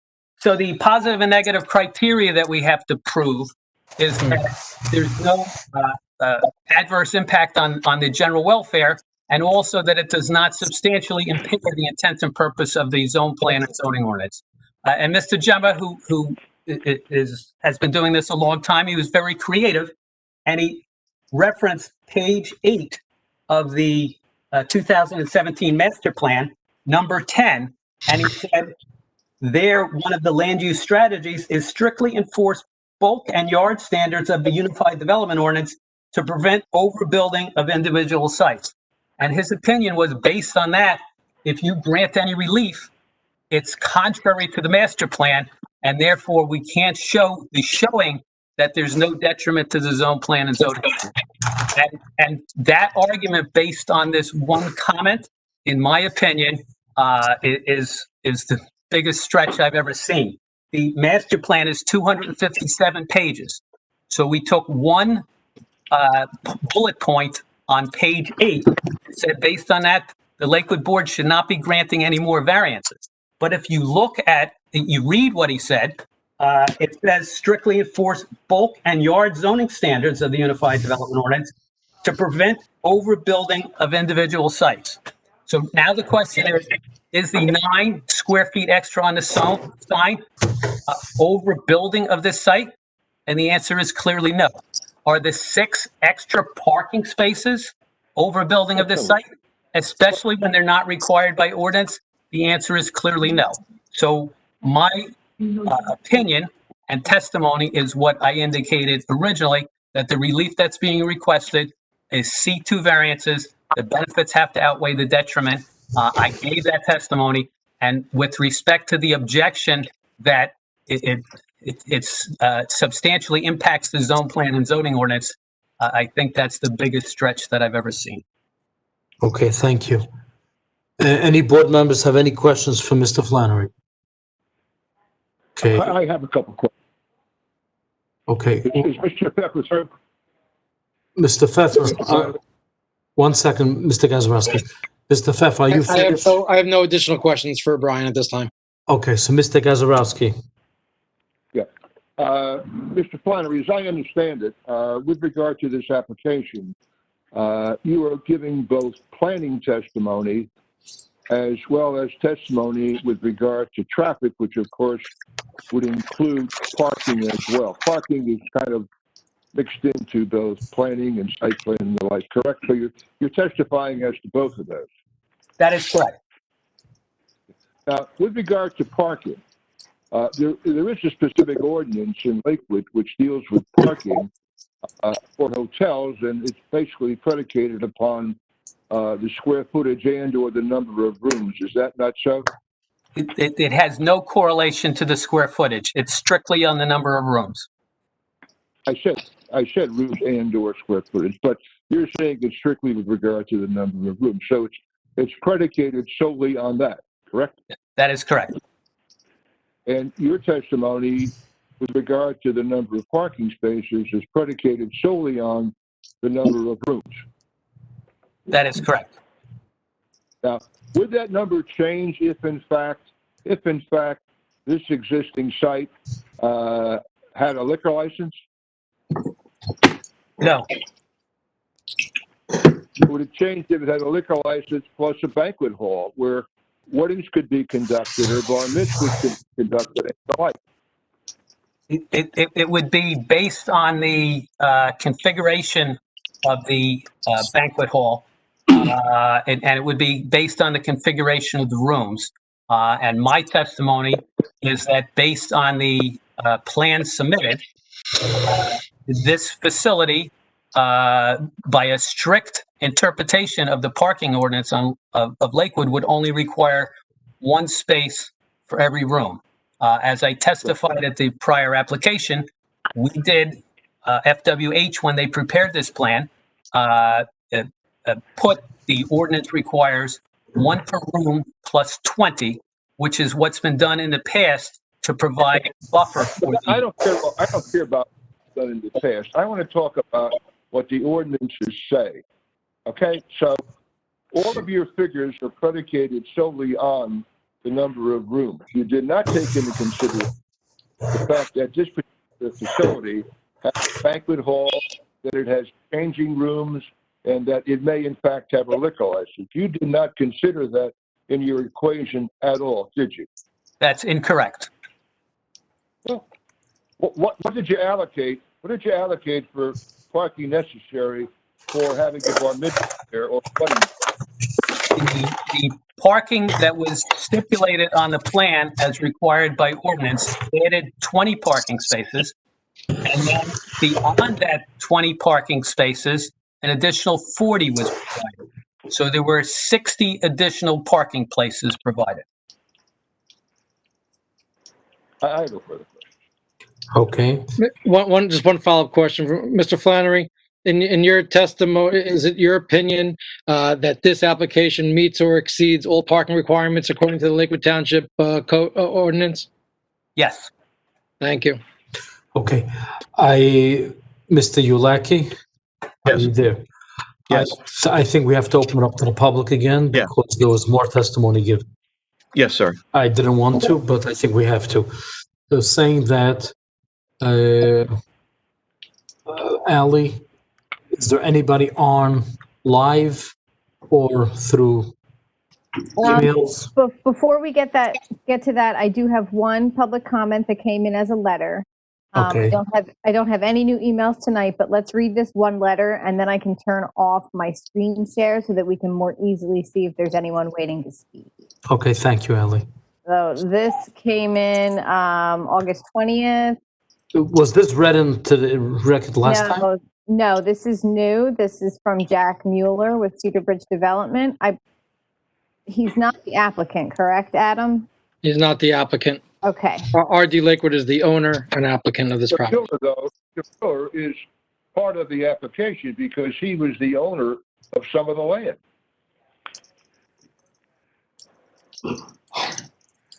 I don't know what that means. He's not the applicant of this parcel. Okay, Ally, please read it into the record. Okay. It says, Dear Ms. Morris, as you know, Cedar Bridge Development LLC is the longstanding redeveloper of the Cedar Bridge redevelopment area. We are submitting this letter in support of the above referenced application. Cedar Bridge's redevelopment agreement with Lakewood Township contemplates that the redevelopment area will become a dynamic business center with office, retail, and hospitality uses, which today is creating jobs and critically needed tax ratables. A core need for the many companies in the redevelopment area is an on-site hotel, and the applicant was identified by Cedar Bridge at the earliest stages of development to fit that need. In order to continue attracting important businesses to the redevelopment area, it is vital to be able to provide a full-service hotel that can accommodate the needs of business travel and provide conference facilities. No other hotel is currently located within the redevelopment area. The Cedar Bridge redevelopment project is thriving, and its ongoing success will rely upon its ability to provide key services such as that proposed by the applicant. With the proposed hotel use permitted under applicable zoning, we urge the planning board to approve this application. Cedar Bridge has received public notice of the application and has no objections to the variances, waivers, or other relief described therein, or it may be required by the planning board. Truly yours, Jack Mueller, Cedar Bridge, CEO of Cedar Bridge Development LLC. Okay, thank you. My objection and ask that that letter be stricken from the record. It is so all-encompassing that if Mr. Mueller wants those statements, he should be subjected to cross-examination.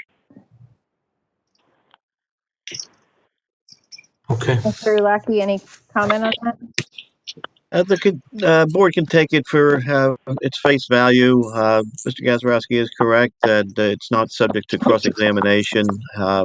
So the board could put whatever weight they want to into it. Okay, thank you. I don't think he wasn't given any testimony. He basically just said that he has no objection, but there was no testimony given. So I have no problem with it. If he would give any testimony, then he has to be open to cross-examination.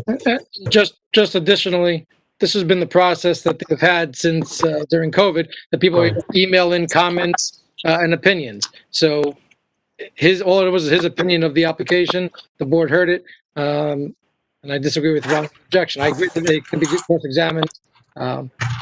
Okay. Now, Ali, let's proceed. Is there anybody online? I'm not sure. I'm going to ask Kristen to unmute the call-in users that don't have names, as well as the user named Alex. Oh, is that Al Litwarnia? Maybe he's renamed or rejoined. And unmute Alex just in case, because I'm not sure if he's here on this application. He's Al Litwarnia. I don't see any Alex. There's an Alex labeled. And also. Oh, I do. You're right. You're correct. This is my cell phone, Allie. This is Joe Kashuba. Oh, hey, Joe. Okay, so Alex, we don't need. I would unmute Saul Mizrahi just in case he was here on this application. Thank you. So who's caller user 14? We have two call-in users. They won't know their number, but if we have a call-in user who wants to comment on this application, we're asking you to identify yourself now. Okay. Mr. Mizrahi or anyone else here on this application? I'm sorry, Mr. Herzl. No problem. Is there anybody will unmute you? Is there anybody who would like to, who's online right now, who would like to comment on this application? Okay. I would assume it's safe to close to the public. I do not have any other new emails either. Okay. Mr. Ulaki, do you have any access to any emails? No, I haven't received anything. Okay, so I will close it now to the public. It's officially closed to the public. Mr. Pfeffer, you have any closing arguments? Yeah, I'll close after. Is Ron giving your closing statement? Mr. Gazarovski? I want to renew. I'm sorry? Through Mr. the chair. Gazarovski? Yeah, who's? Okay, I wanted to ask a One question. second, Mr. Stern first. Mr. Gazarovski, 1 second, please. Mr. Gazarovski, 1 second, please. Mr. Stern, please proceed. And Bob, tell me if it's appropriate. I had a question for Mr. Gazarovski. I'm sure it's the appropriate time to ask it.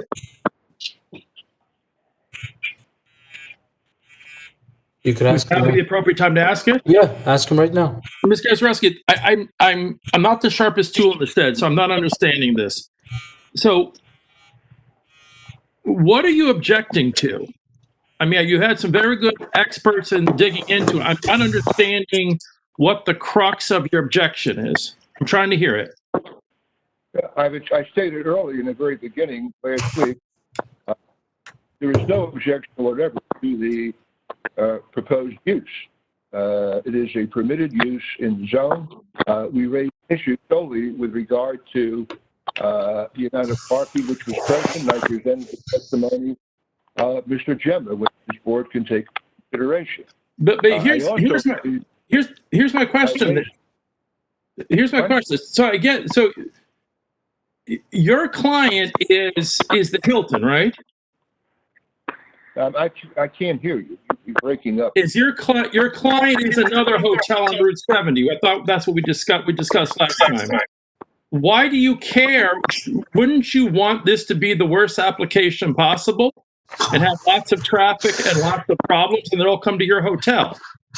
And Mr. Stern. It's a dumb question, but I don't understand. And Mr. Stern. What the pretext is here. Mr. Stern, I think that Brian Flannery testified that the parking and the uses is the same as the Hilton, as the other hotels, which is around the corner. That's not my question. My question is, why does Mr. Gazarovski care? I'm retained by a client. Why does your client care? Look, every person who is a property owner in the township of Lakewood has a right to question an application, and in so questioning, perhaps make it better for the community. At the last hearing, as I recall, there was a lot of questioning by members of the board as to why there could not be either an ingress or egress off of New Hampshire Avenue. In this particular hearing, I pointed out the fact that the last standing approval calls for there to be a through street between Pine Street and Avenue of the Americas. Those are things which I think this board should consider to make it a better application. My client is looking to make it a better application. So your client is basically being a good citizen and a good Samaritan in sponsoring you and your experts to be here tonight. Being a good citizen. He has a right to do that. Okay, excellent. He's commended for spending the money and the time to help it be a better application. Appreciate it. Okay. He's been a large contributor, so to say, to the well-being of Lakewood and many charitable institutions and his involvement. I object. That has absolutely nothing to do with this application, Ron. Okay. Okay. Why did the board member raise it? I just Okay. I didn't raise a question, but One at a time, please. Mr. Stern, your question was answered. If my question was answered, I didn't Thank you. understand why all these esteemed people were here. Mr. Gazarovski, do you have any final comment to make before Mr. Pfeffer makes the final comment? I know that I appeared before this board on many occasions. I know that you are, in fact, a conscientious board in that all of you are very well acquainted with all of the issues in your community and all of the things involving uses of your property. My first objection, which was raised, had to do with the fact that the notice in the matter is not proper. I think I stated it earlier on. Okay, but the board agreed that he could proceed. It was proper. So let's proceed. One of the solutions in this case is the inadequacy of the parking. So those are my only comments in closing. Okay, thank you. Thank Mr. you. Pfeffer. Yes, Mr. Chairman, if I'll be very quick.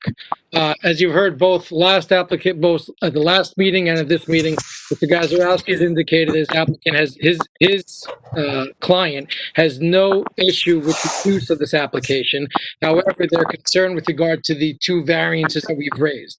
The two variances, as Brian Flannery has testified to, basically add 6 additional parking spaces, and there's no setback to another parking lot. There is no negative effect on the other property owner. There's no negative effect to the township. Additionally, we're asking for, I believe it's a 7 square feet variance for the sign. Again, we could go ahead and make the sign a little smaller and get rid of the 6 parking spaces and be a variance-free application. That's not really what's in the best interest of the township. We've created a very nice rateable for the township that has additional parking of over 46 extra parking spaces, give or take. We have exceeded the parking requirements, even though Mr. Gazarovski indicates that we should not have those extra parking spaces. The professionals indicated that we should go by the strict meaning of the ordinance, which would be a smaller site. But again, there's no benefit to the town. There's no negative to the township by having a hotel of this size. As far as notice, Mr. Gazarovski raised this notice issue over 3 hours into testimony. We feel that we are sufficient on the testimony. And at this time, I would ask that the board approve this application as presented. I thank you for your time. Okay, thank you very much. At this time, I would ask for a motion on this application. So moved. Mr. Garfield, was that you? Mr. Garfield moved. Do we have a second? Mr. Chair? Yes. I'd like to second, but I'd like to ask Mr. Garfield if he would accept an amendment. Okay. The amendment would be, if Ally, you could put up the pretty site plan in color. I'm not getting it. Okay, I got one in front of me. Okay, the kind of the bulb out thing that I forgot his name. The nice traffic engineer pointed out the throat. Alatornia. Oh, here we go. We would approve the plan, but in the event that the applicant could actually get an easement from, I guess, the group that now owns that retention basin or detention basement, if they could get an easement to utilize a piece of that bulb and widen the throat, my new term tonight, the throat, that we, the board, would approve that subject to the approval of our engineer. Okay, Mr. Stern, I just want to clarify what you're saying. The motion is that the applicant should try to move it over, but if he can't, then for whatever reason, if he cannot access that piece of property, then we're approving it. Is that correct? Yes. Okay. We're not requiring that he does it, but what we're doing is we're saying requesting it. Get it. I don't know if we're even requesting it. We're not even requesting it, but if you can get it and if you want it, that we would hereby approve that we would be okay with them widening that throat, if you will, and stretching it out a little bit. Okay, Mr. Garfield, is that okay with your motion? I would approve it and make note that with it, I believe it would be a benefit to the town. Okay, thank you. So we have a motion and a second on the table. Roll call, please. Can I just get clarification? I wasn't clear. I'm not. Guys, don't Okay, Mr. Pfeffer, the motion was that you're not required to change the throat, but it would be a benefit, according to the planning board, if you could acquire that property and make it straight. But it's not required for you to do it. Thank you. Okay, roll call, please. I'm sorry, was Mr. Stone's amendment also a second then? Yes. Yes. Thank you. Roll call, Mr. Garfield. Yes. Mr. Stern. Yes. Mr. Stable. He's not here. Thank you. Mr. Herzl. Yes. Mr. Isaacson, Yes. Mr. Meyer. Kristen, can you unmute Jake Meyer, please? Yes. Mr. Meyer, thank you. Okay, Ally, Yes. okay, thank you. Motion approved. Thank you. Motion approved. I would ask for, just for a 3-minute recess before we go to the next thing. 3 Can minutes, we have 5? we could have 5 I have minutes. to leave now. Yes, Thank you. okay, just make I have to sure. leave now. Okay, Mr. Meyer's leaving. Do we have a quorum? Retake when we, Thank you, we'll Mr. retake Ulaki. when we come back. Yeah, Okay, good night, everybody. good night. Good night. Thank you, Bob. Okay, we're back in 5 You're minutes. welcome. Thank you. Thank you. Why do I thank you? Good night.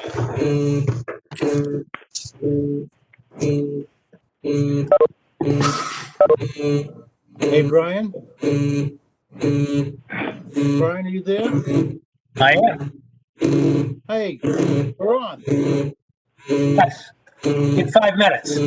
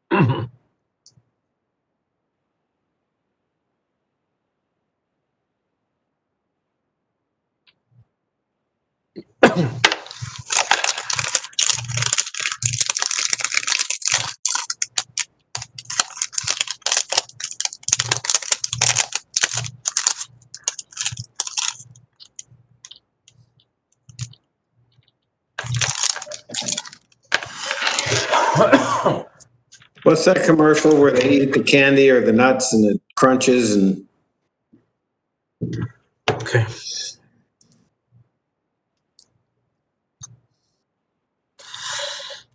Ali, how come it's daylight where you are? I don't think they offer a nighttime background. I think I see a deer about to run across the. The trees are not moving either. Very dry.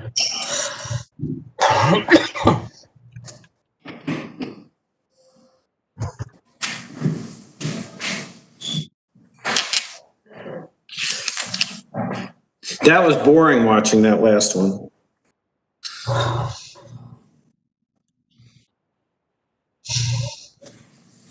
Hey, John, I'm still here. I heard that. I don't mean the case was boring. I mean, watching it was boring.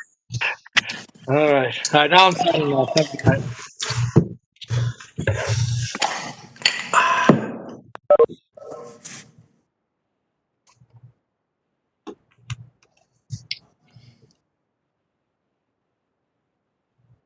Okay, I would like to call the meeting back to order. Well, I would like to make sure that we have a quorum. I see Mr. Stern, are you, everybody's muted still. Ali, can you confirm that we have a quorum? Please. I have Mr. Garfield. Okay. Mr. Garfield, are you here?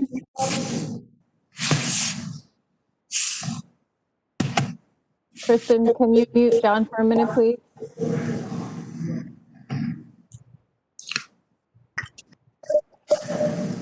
Kristen, don't you dare.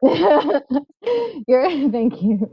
Mr. Garfield is not answering. Can we unmute call user 16? That's the only one that's not labeled. I think we lost Mr. Garfield.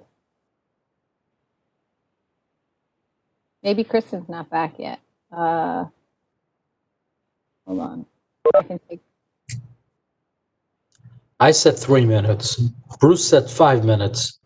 It's already 6 minutes. Caller user 16 just disappeared anyway. So we don't have Mr. Garfield. Mr. Stern, are you here?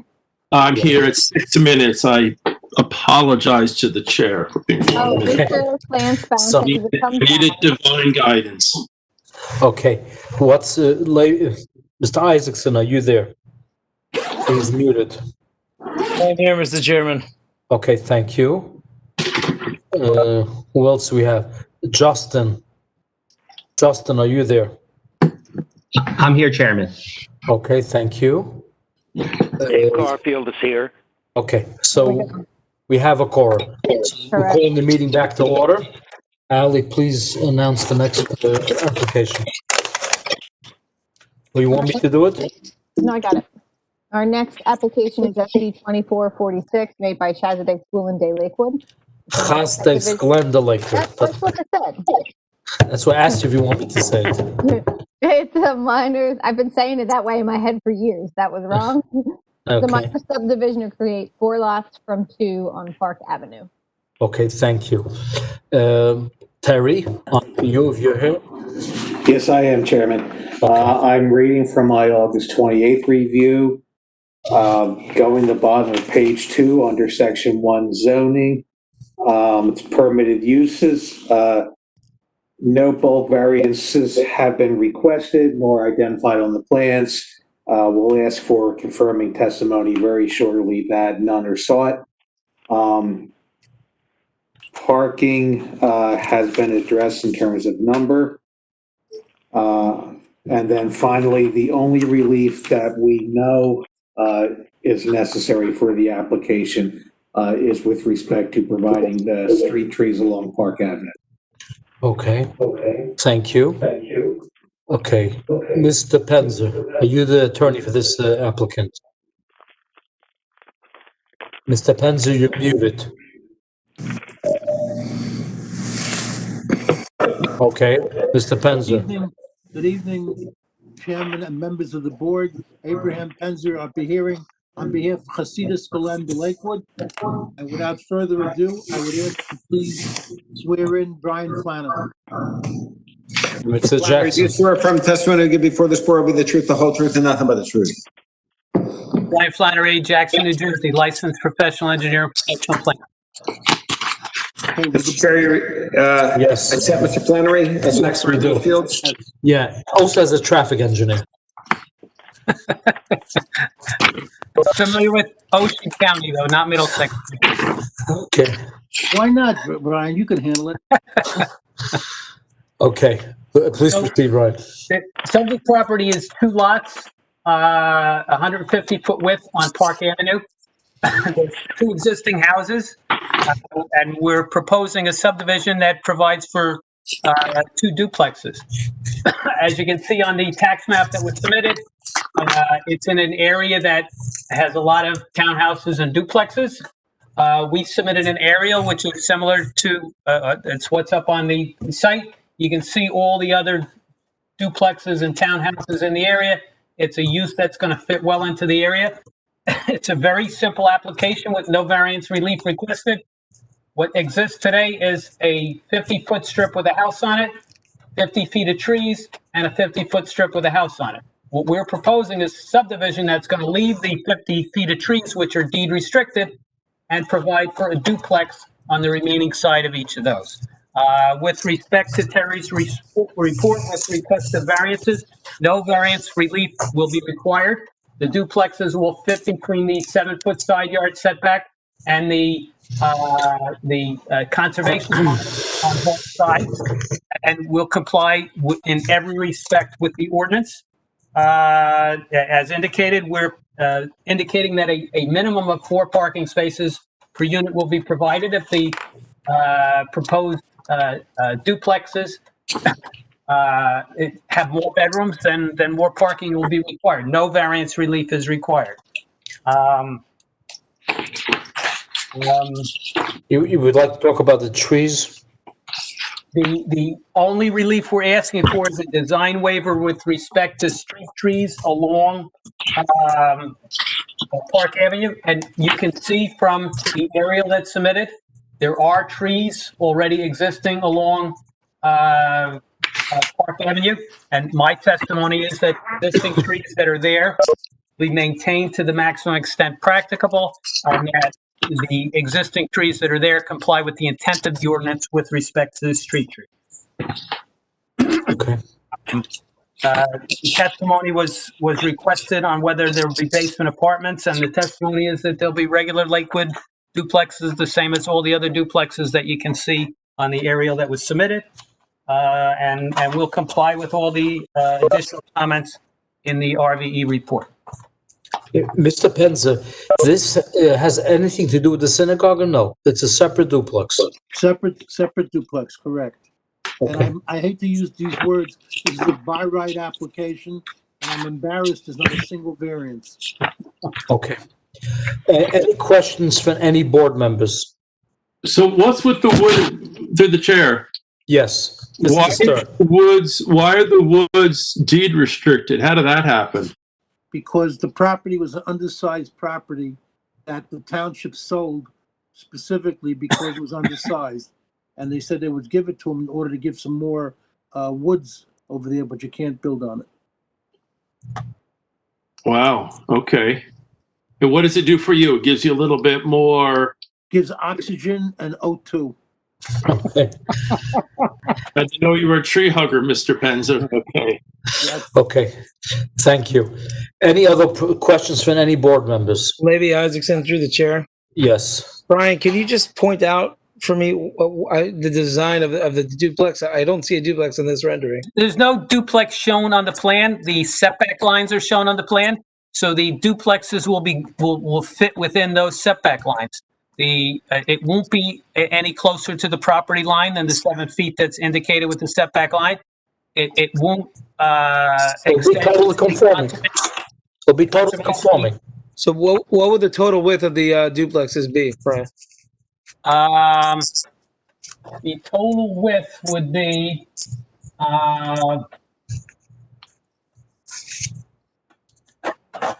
I'm gonna have to get my calculator out. It's a little late.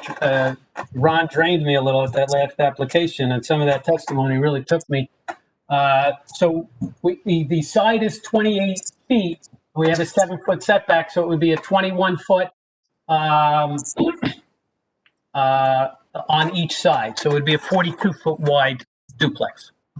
And what's the parking arrangement going to be? Stacked?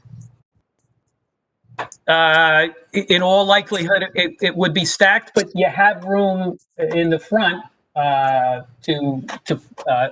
you also have an option of maybe making it an L shape in the front to allow something. They're going to be custom duplexes, and they'll fit there.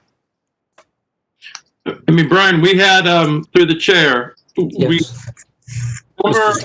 the last application weeks ago on Joe Parker, and you guys did something amazing and made the hideous stack parking on a big county road go away and made it like a beautiful U-shaped thing. Remember you did that? Yes. And we were also happy with you? Yes. So this is like a really busy road too. I would hate to see people back out into this road like, Yeah, Mr. Stern, I think they have a problem. You can't put the houses back too much because you have the trees over there, right? And that's the deed restricted? But the deed restriction is in the center. So if we didn't have the deed restriction, we'd be happy to put something through that would accommodate the same type of situation, but we don't have that. The difference between here and Joe Parker, first of all, it's not a county road. Secondly, if you look at the aerial that's submitted, all of the vehicles that is front on the other side of the street back out. That creates a situation where the cars have to drive slowly. To the extent that when someone comes in on these conforming lots with plot plans that meet the ordinance in compliance, to the extent they can provide a turnaround, that's an availability. But we have a different situation here than on Joe Parker. On Joe Parker, there was variance relief requested. This is a minor subdivision to divide 2 lots into 4 conforming lots. I mean, you've got a point that everybody else taking their lives into their own hands, backing into roads. So your applicant might as well do it as well. Concern withdrawn. Okay, thank you. Any other questions for any board members? Yeah, sorry, Levy Isaacson, back through the yes. Brian, I'm just curious, why didn't you submit? I've seen you submit many applications like this where you have architecturals. Why did you not submit this time? Because it's a minor subdivision, and architecturals are not required with a minor subdivision. I know. I've seen you submit minor subdivisions with architecturals. Why is there no design? You usually put something. As Mr. Bender indicated, we have to apologize that there's no variance relief requested on it. That puts you in a different situation. When you're looking for variance relief, you have to show why the board should grant the variances, and you have to show that how the benefits outweigh the detriment. You didn't even hear me talk about the master plan. Can you hold on just a minute, Mr. Flannery? Yakeel, can you mute, please? Yes. Thank you. So this is Brian, sorry, can you repeat all that? This year. I couldn't hear you. Can you repeat all that? Okay. Hold on, Mr. Flannery, let me answer this. Mr. Flannery is correct. I believe that when variances are requested, sometimes an applicant can provide specific plans that might mitigate some of the issues that are caused by the need for variance relief.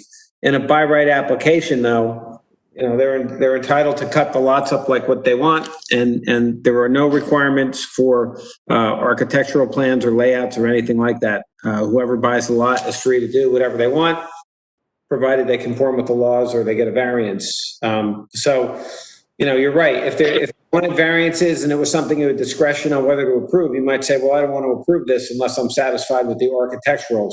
But this is not the case. So, Mr. Penzer and Mr. Flannery are right. John, I'm only asking because as Brian testified before, Brian, correct me if I'm wrong, the entire duplex is going to be 21 feet wide? That is correct. That's not one side of a duplex. That's the entire duplex. No, each side will be 21 feet wide. Okay. For a 42-foot wide duplex. That's the maximum width it can be. If somebody wants to come in a little narrower, they can. Brian, you're stipulating that there will be no variances when you built your building. That is correct. Okay. Well, that's true no matter what, but nothing would stop you from going to the Board of Adjustment, which I'm not. Okay, but I'm not saying that as a warning. I mean, we're not granting him any. If you need a variance, you'd have to go to the Board of Adjustment. That is correct. Okay, thank you. At this time, I would open up to the public. Do we have any public comments on this application? Ali? No, I have not received any. Mr. Jackson, do you have any comments? No. Is there anybody online that would like to speak? Yes. Dave, you would like to ask a question? Yeah, just a question. No problem, I know, please. Yeah, we're here to help the town beautify. And one thing I've always seen is toys all over the lots here. Is it possible to figure out some type of cabinet to put in backyards so part of these plastic toys can be put away? Okay. That is the type of thing, Mr. Garfield, that is the type of thing that the planning board could recommend to the governing body. And in a case with variances, in the appropriate application, you might look at it as something that's an appropriate thing you ask an applicant for. But in this by right application, there's really no leverage to ask for that kind of extra amenity. Yeah, I need that. Maybe you want to be good people. Okay, no problem. Okay, thank you. I would ask for a motion on this application. This is Justin. I'll make the motion to approve. Okay, we have a motion on the table. Do we have a second? Second. Second by Mr. Garfield. Roll call, please. Mr. Garfield, Yes. Mr. Stern, Yes. Mr. Flansbaum, Yes. Mr. Herzl, Yes. Mr. Isaacson. Yes. Thank you. Okay, on to the last application. Good night. Number 3. The third application is SC 2439 made by Shlomo Wilner. It's a minor subdivision to create 3 lots from 2 on Albert Avenue and the corner of South. Okay, Terry, would you like to go through the report, please? Yes, Chairman. I'm reading from our August 27th review. Going to zoning, the top of page 3. Variances necessary include minimum lot area, as well as minimum lot width. We're asking, we got a response on parking. There's 3 spaces. The applicants clarified that there is no basement and therefore 3 off-street parking is sufficient. I believe that is it in terms of zoning, and I'm not aware of any design waivers. Okay, thank you. Who's the attorney on this application? Joe Kashuba here is the engineer for the application. Is there any attorney? Attorney, Mr. Wilner is on the chat, on the WebEx. He can identify himself by waving. Okay, is this a corporation? No, the applicant is Shlomo Wilner. Okay, so Mr. Kashuba. Yes, we'll call you as a witness and ask you questions then. Mr. Wilner, just you confirm your term. I'm only kidding. We're going to help you here, Mr. Kachuba. I'm just said that was for the attorneys union. Okay, Mr. Jackson, after this Kachuba, please raise your right hand. Do you swear affirm the testimony you'll give this before this board will be the truth, the whole truth, and nothing but the truth? I do. Joseph Kashuba, KBA Engineering Services, Asquith, New Jersey. Please proceed. Oh, I recognize. Yeah, we recognize him. Engineering and planning, correct? Yes. I mean, all kidding aside, the applicants are supposed to have attorneys when they're there, they're directing you. But in this type of format, I think we have to give some latitude because obviously we're not in a room where the applicant can sit there next to you and ask you questions. He's online. I think that's good enough, and we'll try to expedite this and facilitate it. So, Mr. Kashuba, please proceed. Thank you. So the application is a 3-lot minor subdivision, the R20 zone. We've had several of these approved in recent memory, creating 3 single-family lots, 75 feet wide. Ali, if you flip to the development plan, you'll see that we are proposing to maintain the existing house that's on the property now. We'd be demolishing a small portion, the garage on the right side of that house, to make it conform to the central lot, and propose 2 single-family dwellings adjacent. There are lot area and lot width variances required. 16,875 square feet where 20,000 is required, and 75 foot wide where 100 feet is required. Mr. Kashuba. Yes. Could we see the tax map? What in the area? Give me a minute to find the page because I was just anticipating you were going to ask that. And actually, I have a highlighted tax map that if I could share my screen, I could show or send it off to Ali. What page number is it? Sheet number, I mean, tax map. The sheet number is, where did it go? I apologize, my computer's not playing nice today. It is 1515-112. I'll share this in the meantime, but you can certainly email me the highlighted version as well. Certainly. So the Mr. Chair and the board, as you can see, the property in question. Where's the property? Ali, could you show where the property is? What block and lot are we? It's lots 4 and 5 in block 827. So it's right at the corner of where Reed Place is identified. Okay. Is it all duplexes? They're all townhouses? All single family. Single family undersized lots? Correct. So a number of 75-foot lots have been created in that area. If you notice, and for some reason I've lost you guys, here we go. Lots 1.01, 1.02, 1.03 immediately north. Those are all 75-foot lots that were created recently that are the same exact dimensions as proposed. Immediately north of that, lots 501 through 503. Rather than do 75s, they balanced it by doing 280s and a 65. I'm not quite sure. I believe the intent there was they saved a house, but those average out at 75 foot wide. You'll also see east of there on East Spruce, lots 3103, 3104, 30.02, 30.01, all 75-foot lots. Same thing to the south of that on Reed Place. You see 4 75-foot lots in a row. What's on lot 4? What's on lot 4 currently? Yeah, it's very small lots. So the existing lot 4 is actually the front of the property. Right. So the applicant has obtained a vacation of Reed Place, half of Reed Place. Previously, the street to the rear was vacated via ordinance, and then most recently, Reed Place to the south was vacated. So the applicant has obtained all of the land and created all the vacations to divide the lot area that we're showing. Reed Place was vacated? Reed Place has been vacated, yes. So why can't you make it wider the lots?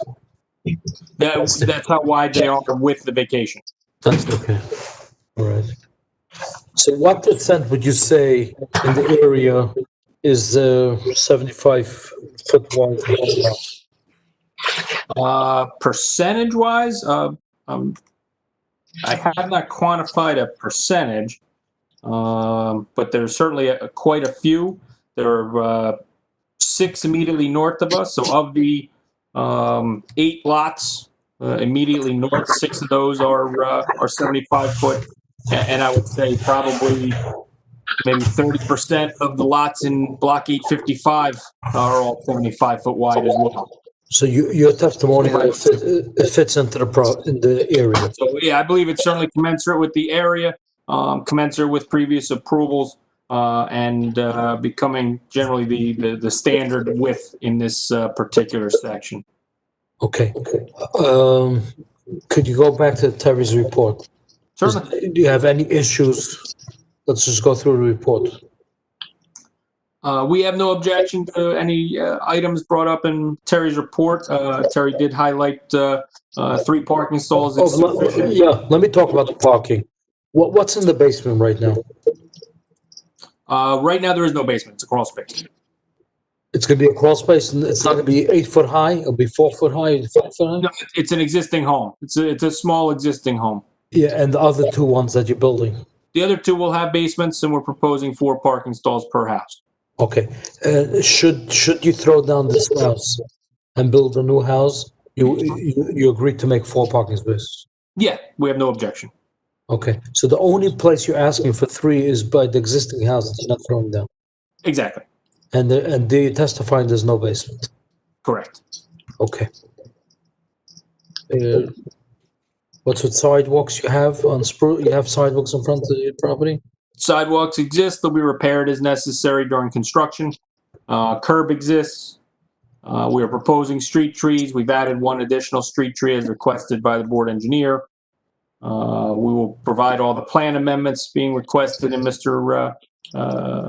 in Terry's report. We comply with building height. Only variances being requested are the lot area and lot width. Okay, so could you put on the record the reason for you asking for the variances? The variances would promote the C2 promotion of population density and the general welfare, that the lot area and lot width are commensurate with the area and provide an appropriate population density for this location. Okay. And you feel there's no detriment by approving these variances? No, I do not believe there'll be any detriment to the public good. As we know, 75-foot wide lots exist throughout the area. There'll be no substantial detriment to the zone plan or zoning ordinance. Okay. Do we have any board members have any questions for Mr. Kashuba? See none, I would open it to the public. Is any comments from the public on this application? I have not received any. Mr. Jackson, you have not received either anything? Is there any? Mr. Wilnut, do you want to speak?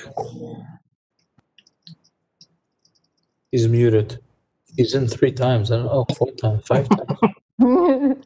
Why is he on so many times? He's very eager to watch. He's ahead of the game. He should stay quiet. Okay. Okay. So I will close it to the public, and I would ask for a motion on this application. So moved. Mr. Garfield moved. Do we have a second? By Justin. Justin seconds. Roll call, please. They voted yes? Yes. Hold on. Hold on one second. Sorry, I did just receive an email from Mr. Thomas. No, there is. 1 second. I don't hear you, Ali. Okay. Can you mute everyone else? Kristen has to mute. Kristen, please mute. Thank you. I just got a comment. Did you, Ally? Yes, that's what I'm trying to say. Thank you. I know there's a delay between what we say and when it's broadcasted, so I would recommend we take Mr. Zinas' comment. Can you hear me? No problem. Yes, I could. Ali, you go ahead. I want to try to accommodate everybody. Mr. Zinas says, I'm not a member of the fire department. Pardon me.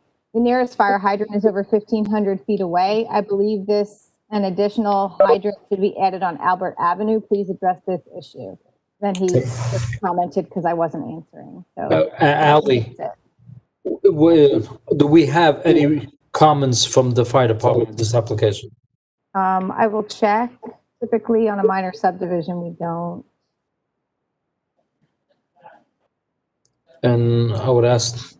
I do have a couple of comments from fire. They commented twice. June 24th, 2020, they said plans are acceptable as proposed and additional fire hydrants are not needed. Okay, thank you. Okay, thank you. Yep.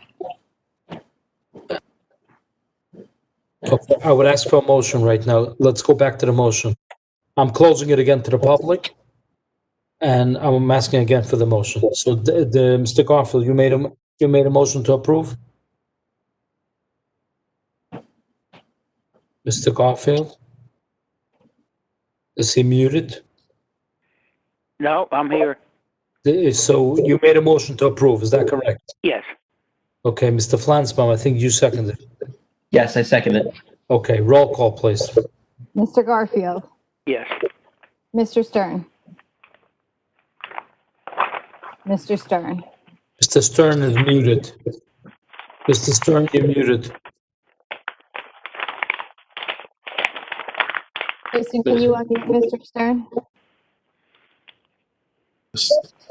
There you Thank go. you. Yes. Thank you. Mr. Flansbaum, Yes. Mr. Herzl, Yes. Mr. Isaacson. Yes. Thank you. Okay, thank you. Motion approved. Thank you very much. Approval of minutes. We have a Yes. moved, second, all in favor? Aye. Approval of bills? Approval of bills? Second. Justin. Moved and second, all in favor? Aye. I would like to make a motion that we go back into live session in town hall.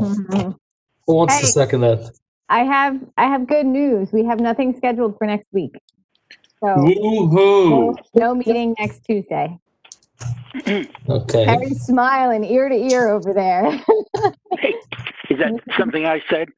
No, we didn't have anything to schedule. So our next meeting will be September 22nd. Okay. And what do we have on? Any Right now, no. As of right now, we just have 2 small subdivisions on. Yeah, there's no continuations, no, Nope. any objectors, anything? You don't Nope. know? No, Okay. not that I know of. Okay, thank you, everybody. Good night. You're Everybody welcome. stay well. Have a good night. Thank you. You too. Yeah.